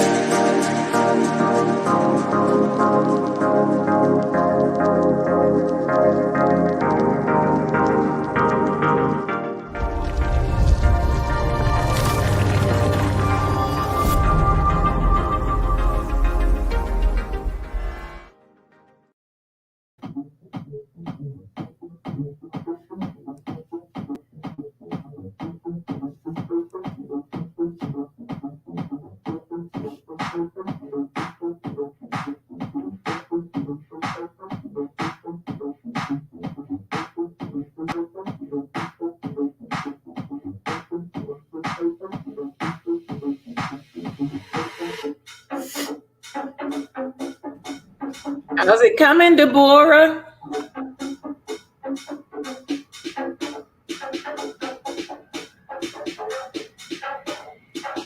I'm just keeping busy. There you go. It's me and you. Hold on. Let me turn my camera towards me. It's me, you, and Poncho. Looks like I'm going to try to finish. My thing is trying to finish up this piece right here. I figured I might as well finish up this piece. I got this piece on the thing. I'm gonna work on it until I'm done. Yeah, we just about at the 6 hour point, so we can wrap the show up and sit and a few and get ready for tomorrow. Get ready for tomorrow. I'm gonna have a long night tonight myself. I'm glad we got started. I heard you're gonna be Yeah, I got 3 collages I gotta finish up. Oh, those are the bullet ones, aren't they? Yeah. Oh, okay. Yeah, I got a couple of things I was like, oh, Poncho pulling a late night. No Yeah. telling what's gonna come out of that. He is determined. Some completion. I got a few things that I got to finish up. Yeah. A few things, not as many as Mr. Poncho. My camera's rocking. Well, hey, you know, we all got our own goals, right? Yeah, but yeah, so I got a couple of things that I wanted to finish that I had laid out. I got a couple of those done today, so that was good. That was I was Well, at least you got some energy. At least you got some energy left to plow through. Oh yeah. I'm you know, got to get the plow. You got to get it done. How about you, Deborah? I have so many things uncompleted that I'm dabbing at each one of them. There you go. That's kind of where I am. I'm just going to circle around and see. I'm going to put all the ones that I think can be done between now and tomorrow night in one pile, and that's going to be pretty much it. Right. That because I think a lot of people don't realize it's just because the you know, the show will end tomorrow, but actually the quarantine doesn't end till tomorrow night. Right. For some, okay. some are asleep now. Brushes are hung up. I know. Yeah, because I'm gonna try to put a little bit of start a little bit of color on that other relief. I'm gonna try to start putting a little bit of color on that. Hey, Or are you going to have 100 pieces? Who, Poncho? Are you going to have 100 pieces? Oh, please, no! I wish. I've never gotten that many done before. Well, you pretty close though. And that's without having the responsibilities I've had this year. So right. I'm really grinding this year. So something tells me if you didn't have all these responsibilities, you could have made it to 100. Yeah. Oh yeah. I absolutely would have. Yeah, you would have made it to 100. I got another at least 15 pieces that are already prepped to start. So but I'm not going to have time to start them. Right. But I got over 20 collaborations done. Wow. That doesn't include mine because it never arrived. Yeah, it includes yours because oh, the small ones, yeah. Yeah, 1, 2, 3, 4. I know. I don't know with the collaborations. I think I'm close to 40 pieces. No, that's good. I know, it's wild because I was not expecting. I was going around, and then it dawned on me. I was like, "Oh, I never took a picture of that one." And well, most of the pieces that, like the ones you did of the ones between you and Deborah, I don't have. I got that one. That's the only one because the other one, Deborah got late, and so she won't be able to. It's not gonna be ready. Okay. Do that Deborah got, and I really want her to take her time on it and really focus on it because it's you know, she's got some thought processing to do with that one. So whenever it gets done, it'll get done. I hear you. Yeah. So, and it'll be the same thing once you get yours and LaShawn gets his. You know. Yeah. Well, I'm gonna focus on trying to get. Hopefully, people will turn their pictures and their lists in as much as they can this evening and tomorrow. I just sent you. Well, it's in the process of sending. I sent you a bunch of them because I just took. That's what I was doing today. Most of today is taking pictures, going around the room, and seeing what I didn't send you. I just got the 3 you sent me, Deborah. Thank you. So I just sent 3 more. That's all right. Send them. Yeah, I think I don't know how many but I want to have time to redo as many of the video portfolios as I can by tomorrow. Yeah, and I sent a couple of them that I redid. So you'll have it's a few redos. But yeah, I just sent you a bunch of them in the share file thing. So you'll get those, and then I'll send what I'm working on. But I think I'm all caught up with the pictures, and then I'm gonna work on the inventory sheet to send you. Okay. So I'll work on that today. So how many collaborations did you and I do, Poncho? So I can put them on my list. You have everything, right? Yes, I do. I have probably at least maybe 3 of yours done.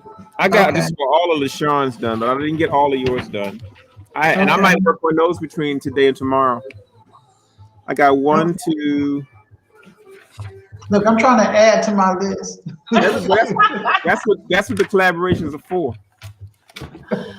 I added them to mine because I was like, wait a minute. We got one called Finding Our Stride. The ladies jogging. Hold Right. on, I gotta find. Oh, Lord. Finding our stride. I'll figure out. Let's figure out how to get these to each other. I got them down already. So Okay. they're already in your video portfolio though. Mm-hmm. I just need to put them on the list. That's all. Okay. So you want email? I'll just mail you my list and you just pull them off. And please put your list in an Excel file. In the who? What? Make sure you put your list in an Excel file if you can. Okay. Yeah, you're the only one that's moaning and don't have a list yet. And you've done this before, so I ain't even trying to get into it. I have a list. It just doesn't have the prices on it yet. I don't necessarily have to have the prices, but that's the last thing you do. I don't think that has got to be, get that done as you can. I just need to know what your counts are. I think Rosemary still, you might want to talk to her. She still think we having a sale tomorrow. No. I know she got it on here. I'm getting ready for Sunday. Wow, a sale. I think I was. Oh no, she put. I think. That's okay. Yeah. We're gonna focus on trying to close out the show tomorrow. Mm-hmm. Everybody's got enough to do. Oh yeah, I think so. I know I got enough to do. Ooh, I missed the sale yesterday. Say it again. I missed the sale yesterday. I guess I didn't get on early enough. That's okay. Oh yeah, that's all right. You showed your pieces though. Showed 3 of your pieces. Okay, cool. All right, y'all. Well, we over the 6-hour point. Let's just try to get in the studio and wrap up what we can for tonight. Yeah. You two amaze me though. How? You guys. You pulled this off. It's nothing in but a brand adrenaline. way. Really. Nothing but adrenaline. That's what it is. I'm gonna stick this. I don't want to take it off of this thing. I'm gonna stick it right here. Just don't let it fall on your head the last day of the show. Look, it shows the messiness. Look at all the. It fell behind the computer. Okay, that's a sign from above. Where is it? Oh, okay. There we go. It fell all the way behind the computer. There. It was like, I don't want to be setting up there like that. Okay, let's see. Say bye, y'all. Bye. Bye. No, we're doing Be early careful, tomorrow. Louise. All right, Deborah. We're gonna be here early tomorrow, people. Okay. What's early? We're gonna do. I think it's 12 o'clock. Yeah, we're gonna try to do the early as opposed to doing the late tomorrow. Okay. Yeah, that's cool. Yeah. Mm-hmm. All righty. Okay. Love y'all. All right. Bye. Bye. Y'all. Y'all. Bye now.